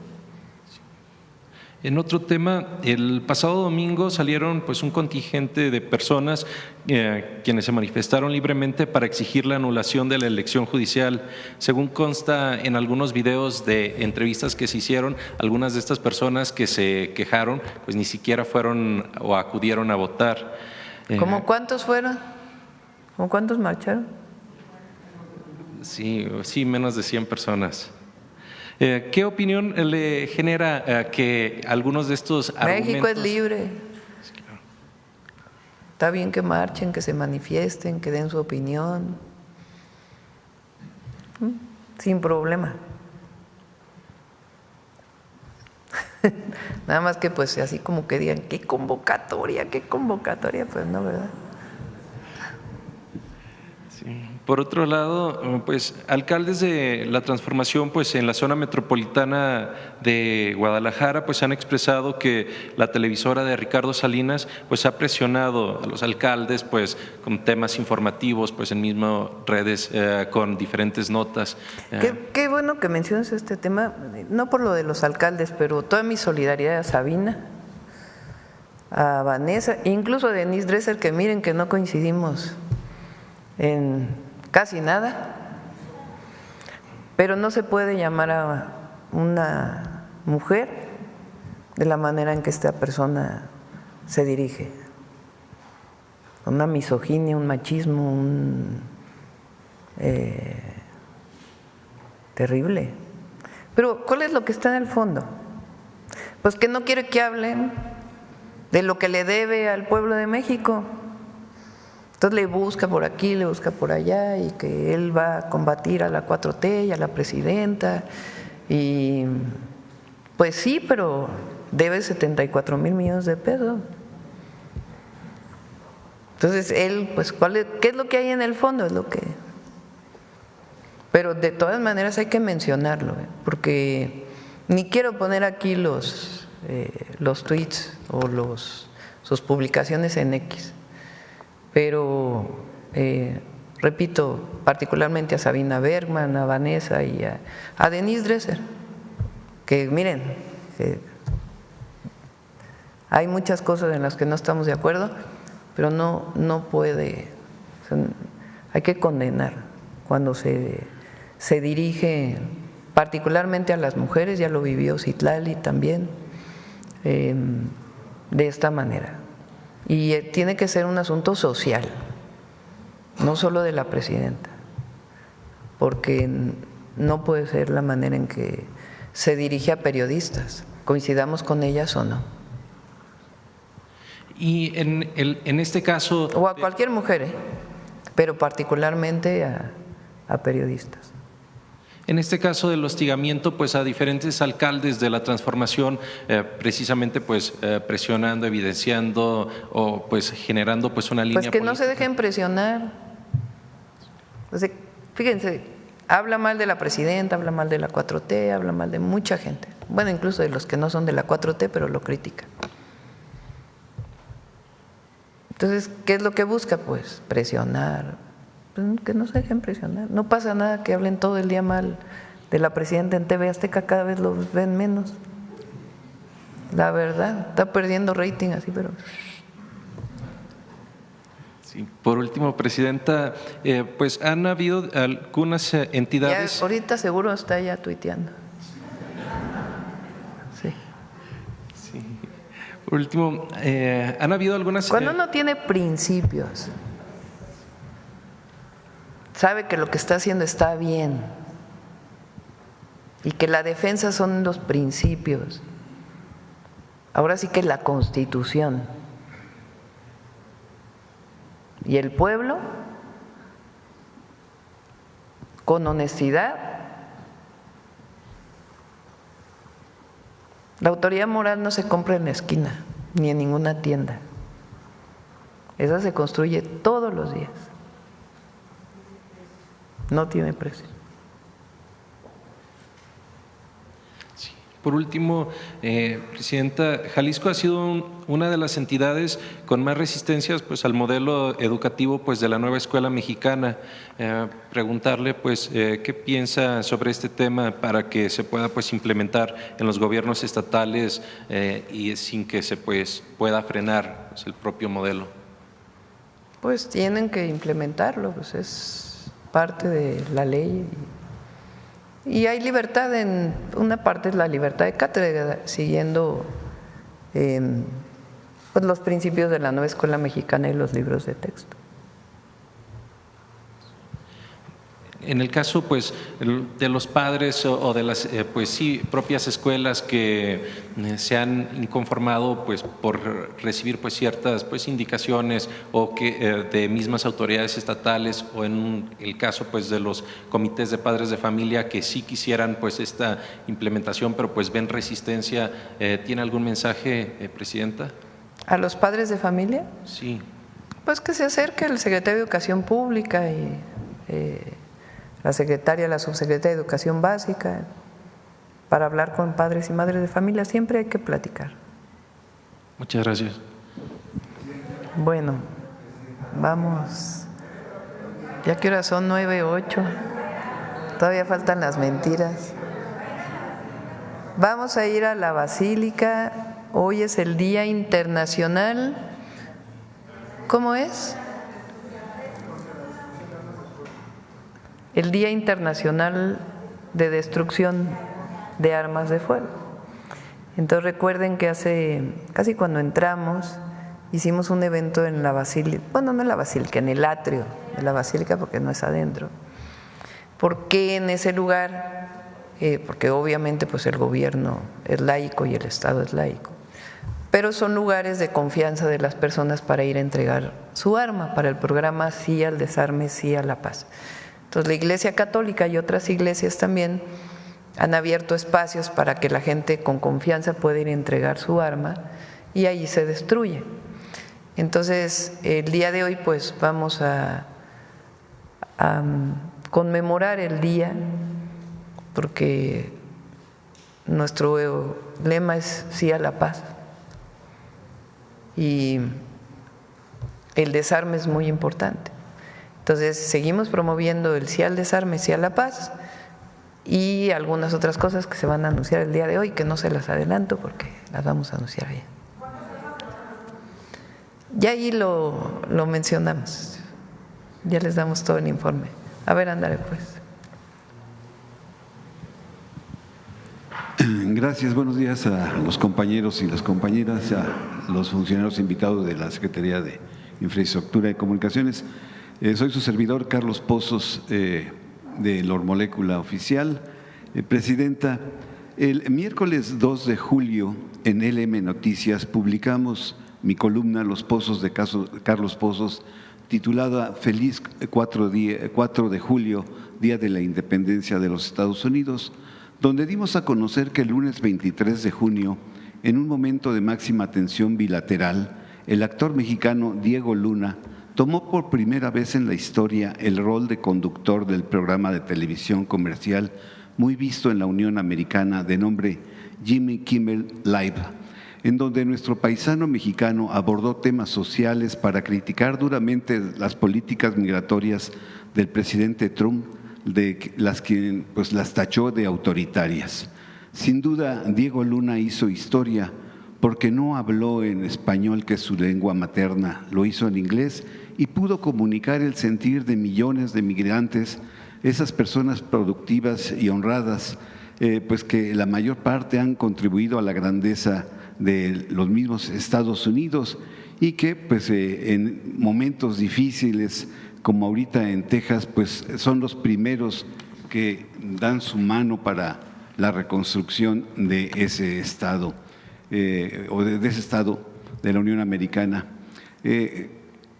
Como el mexicano Diego Luna vive en calidad de migrante en Estados Unidos, se suma a la ola de actores estadounidenses y latinoamericanos que comienzan a alzar la voz porque Diego Luna entiende el sentir de todas y todos los migrantes. La pregunta es sencilla: ¿cómo ve usted que los actores como Diego Luna y otros más se sumen a estas críticas, a estas cuestiones sociales? Pues es muy bueno porque ellos tienen un alcance que algunas otras personas no tienen o no tenemos. Entonces, el alcance que tienen ellos es muy importante. Por supuesto, para que nuestros paisanos sientan la solidaridad y al mismo tiempo para que el pueblo estadounidense pues escuche también otras voces. Salma Hayek grabó un video,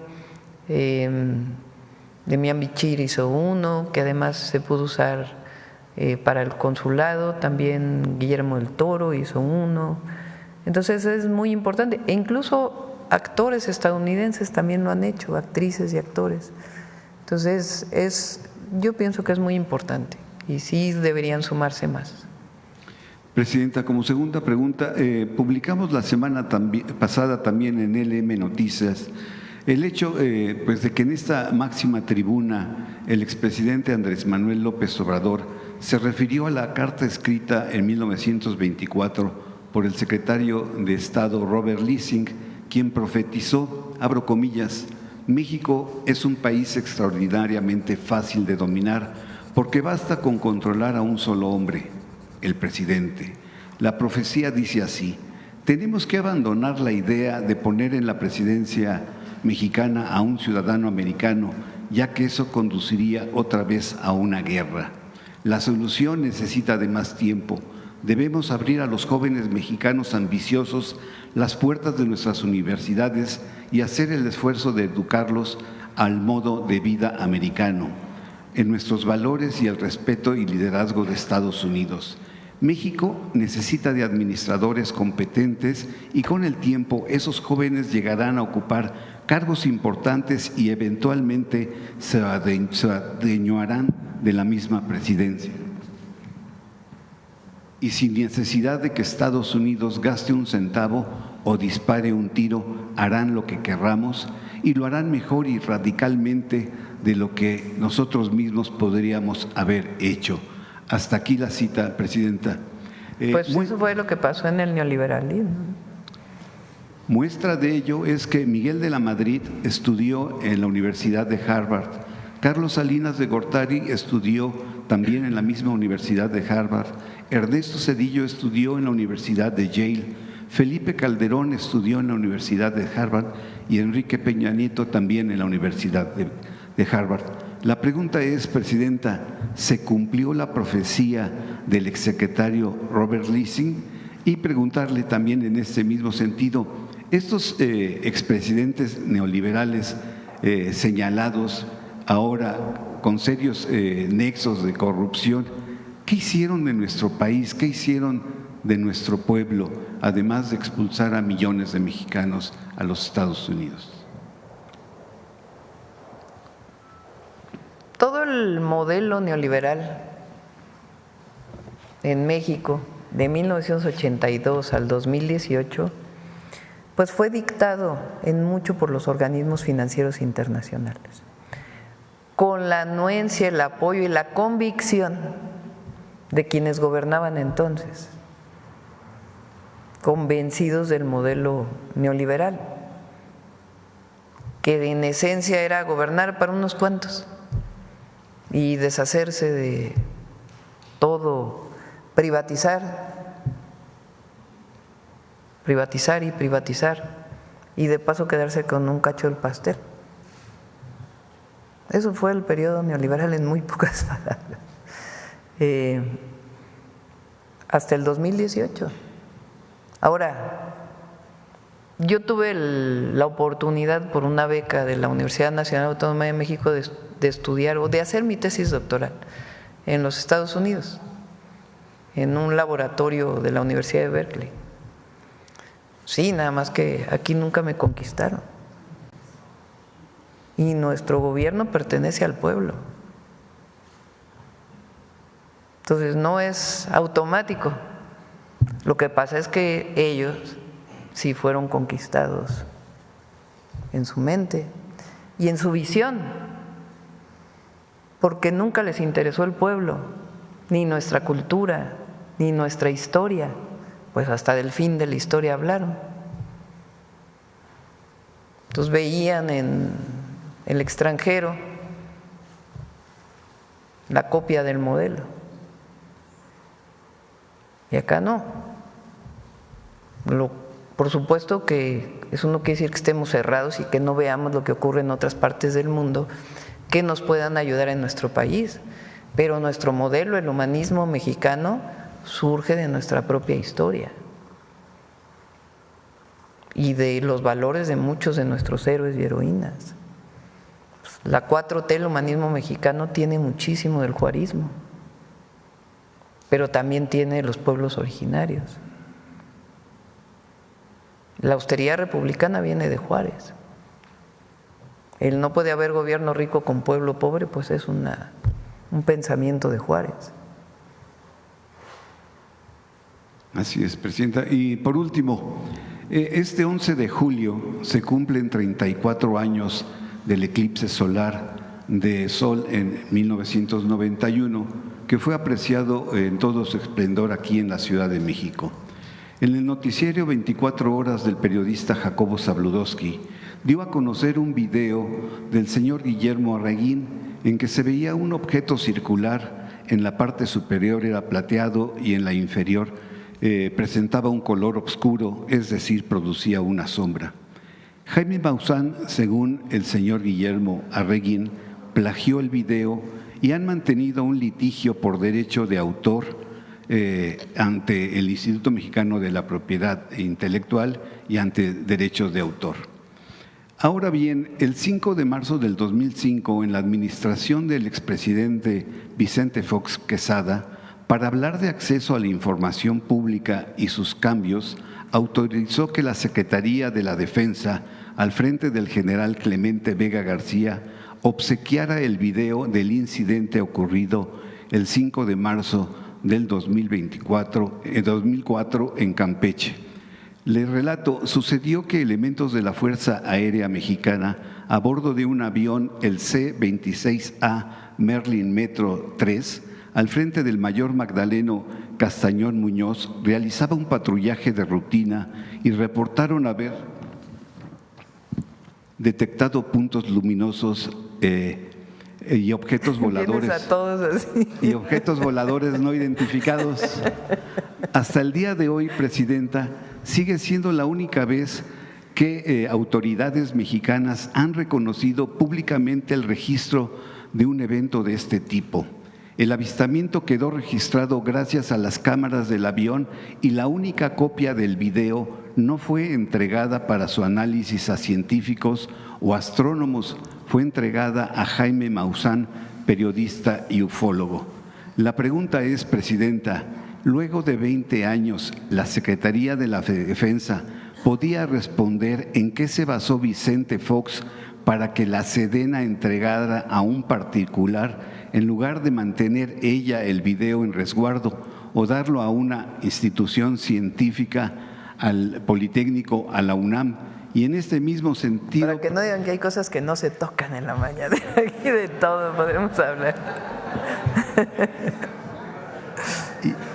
Y en este mismo sentido, Presidenta, ¿podría usted dejar a un lado la investidura presidencial y como científica, ya que la NASA ha dado su punto de vista, podría darnos su opinión sobre el fenómeno OVNI, UAPs, fenómenos anómalos no identificados?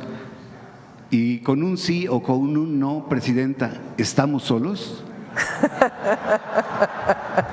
Esa estuvo buena, esa sí es como decían la de los 64,000. Se lo dejamos a los científicos que se dedican a ello. Tengo mi opinión, pero bueno, si el tema es si realmente hubo algo que vieron en el 2004 y que hizo la defensa, pues le preguntamos a la defensa. Sí. Muchas gracias, Presidente. Gracias. Que tenga un excelente buen día a todos y a todas. Mañana empezamos por aquí, si vienen, para que los tomemos en cuenta y a los compañeros que quedan. Vamos a quienes quieren. No. Detector de mentiras. Con su permiso, Presidenta. Buenos días a todas y todos. En México, los políticos de oposición y los comentócratas reciclan las mentiras. Así como mintieron cuando afirmaron que Morena y la presidenta habían alentado las manifestaciones de migrantes en Los Ángeles, ahora mienten asegurando que Morena y el gobierno incitaron la movilización y la violencia contra la gentrificación en la Ciudad de México. A pesar de que la Cuarta Transformación siempre ha sostenido su rechazo al racismo, al clasismo, al machismo y a la xenofobia. ¿Qué persiguen quienes con mentiras buscan enfrentar al gobierno de México con el de Estados Unidos? Por otro lado, a más de un año de que diversos medios publicaran la mentira de que el gobierno de Estados Unidos investigaba al presidente López Obrador y de aquella campaña en redes con bots para posicionar etiquetas, todavía hay quienes repiten que existe una presunta lista de políticos mexicanos ligados al crimen organizado, a pesar de que en repetidas ocasiones las propias autoridades estadounidenses han desmentido la existencia de esta lista. Veamos el video del detector de mentiras de esta semana.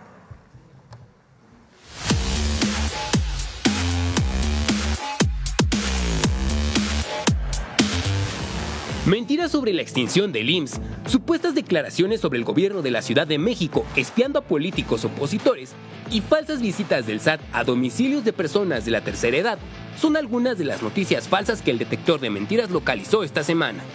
1. Estados Unidos cuenta con una lista de políticos mexicanos ligados al crimen organizado. ¡Mentira!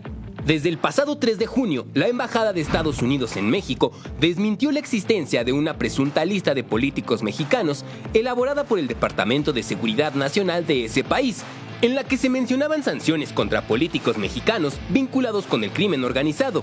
No obstante, comentaristas en distintos medios de comunicación mantienen esta mentira en sus espacios de opinión. 2. El partido Morena y el gobierno de México incitaron las movilizaciones y la violencia contra la gentrificación. Hoy la relación México-Estados Unidos está con pinzas y este tipo de acciones impulsadas por el mismo gobierno no deben de ser apoyadas por la comunidad en general. ¡Mentira! La manifestación en contra de la gentrificación del pasado viernes 4 de julio de 2025 fue convocada por agrupaciones como Gentrificación en tu idioma, Obreras CDMX, Cuaricúa, Lágrimas Lacrimógenas, Pasteu Morras, Yo por las 40 horas y vecinos de diversas colonias de la Ciudad de México, principalmente a través de redes sociales. Como parte de esta campaña de desinformación, también se aseguró, sin ningún sustento, que las marchas antigentrificación se realizaron para distraer la atención de lo que podrían confesar narcotraficantes de Estados Unidos.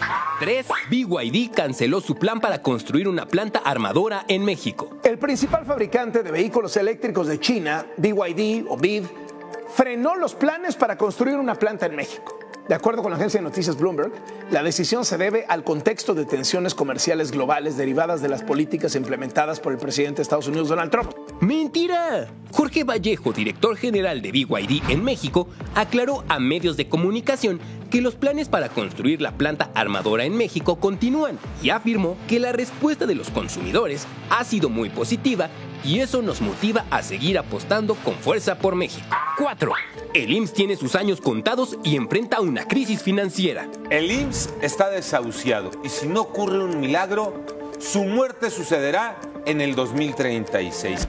¡Mentira! El 5 de julio, Zoe Robledo, director general del Instituto Mexicano del Seguro Social, denunció que medios de comunicación nacionales distorsionaron el informe sobre la situación financiera y riesgos 2024-2025, el cual describe que el IMSS tiene suficiencia programada hasta el 2037 y que los recursos serán garantizados para atender a más de 80 millones de derechohabientes. Estas cifras significan un incremento de 9 años de la suficiencia financiera del IMSS respecto a la situación del instituto en 2018. Además, las reservas financieras del IMSS pasaron de 200,000 millones en 2019 a 600,000 millones en la actualidad.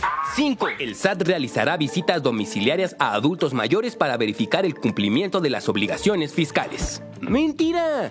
El Servicio de Administración Tributaria negó que exista un operativo de visitas enfocado a un régimen o tipo de contribuyente específico y que las personas jubiladas y pensionadas no son un sector prioritario de revisión y solo en casos excepcionales podrían ser verificadas. 6. El gobierno de la Ciudad de México espió a políticos opositores. Y con fundamento en esa carpeta, esto salió hasta en el New York Times, yo aquí tengo los oficios por si alguien los quiere revisar, le pidieron a Telcel todas sus llamadas entrantes y salientes. Está por escrito. Todos sus mensajes, tanto entrantes como salientes. Su email, que es el número que identifica al aparato celular y que todos sabemos es el dato que requiere el software Pegasus para entonces sí poder ver tus fotos, tus conversaciones de WhatsApp. ¡Mentira! Como parte de la campaña de desinformación impulsada con la etiqueta #LeyEspía, medios de comunicación y políticos opositores aseguraron falsamente que durante la gestión de la presidenta Claudia Sheinbaum al frente de la Ciudad de México, políticos mexicanos fueron espiados desde la Fiscalía General de Justicia. El 10 de noviembre de 2023, Ernestina Godoy, la entonces fiscal capitalina, señaló que la información publicada por el New York Times, donde se afirmaba falsamente que esa institución solicitó registros telefónicos, así como datos de localización de funcionarios y políticos mexicanos, carecía de veracidad, ya que se basa en documentos apócrifos, pues los números de oficio y los folios en las carpetas de investigación publicados por el diario estadounidense no coincidían con la nomenclatura utilizada por la Fiscalía Capitalina. Lo publicado en el diario de New York Times carece de veracidad, ya que se basa en documentos que no existen en esta fiscalía, no existen en esta institución.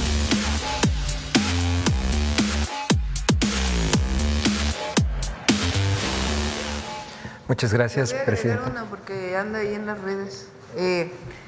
Se presentaron una parte de adelanto del presupuesto del 2026. Ahí, en vez de que hubiera tantas claves presupuestales, se hizo una consolidación. En vez de ver 400, hay 200 para facilidad en la operación.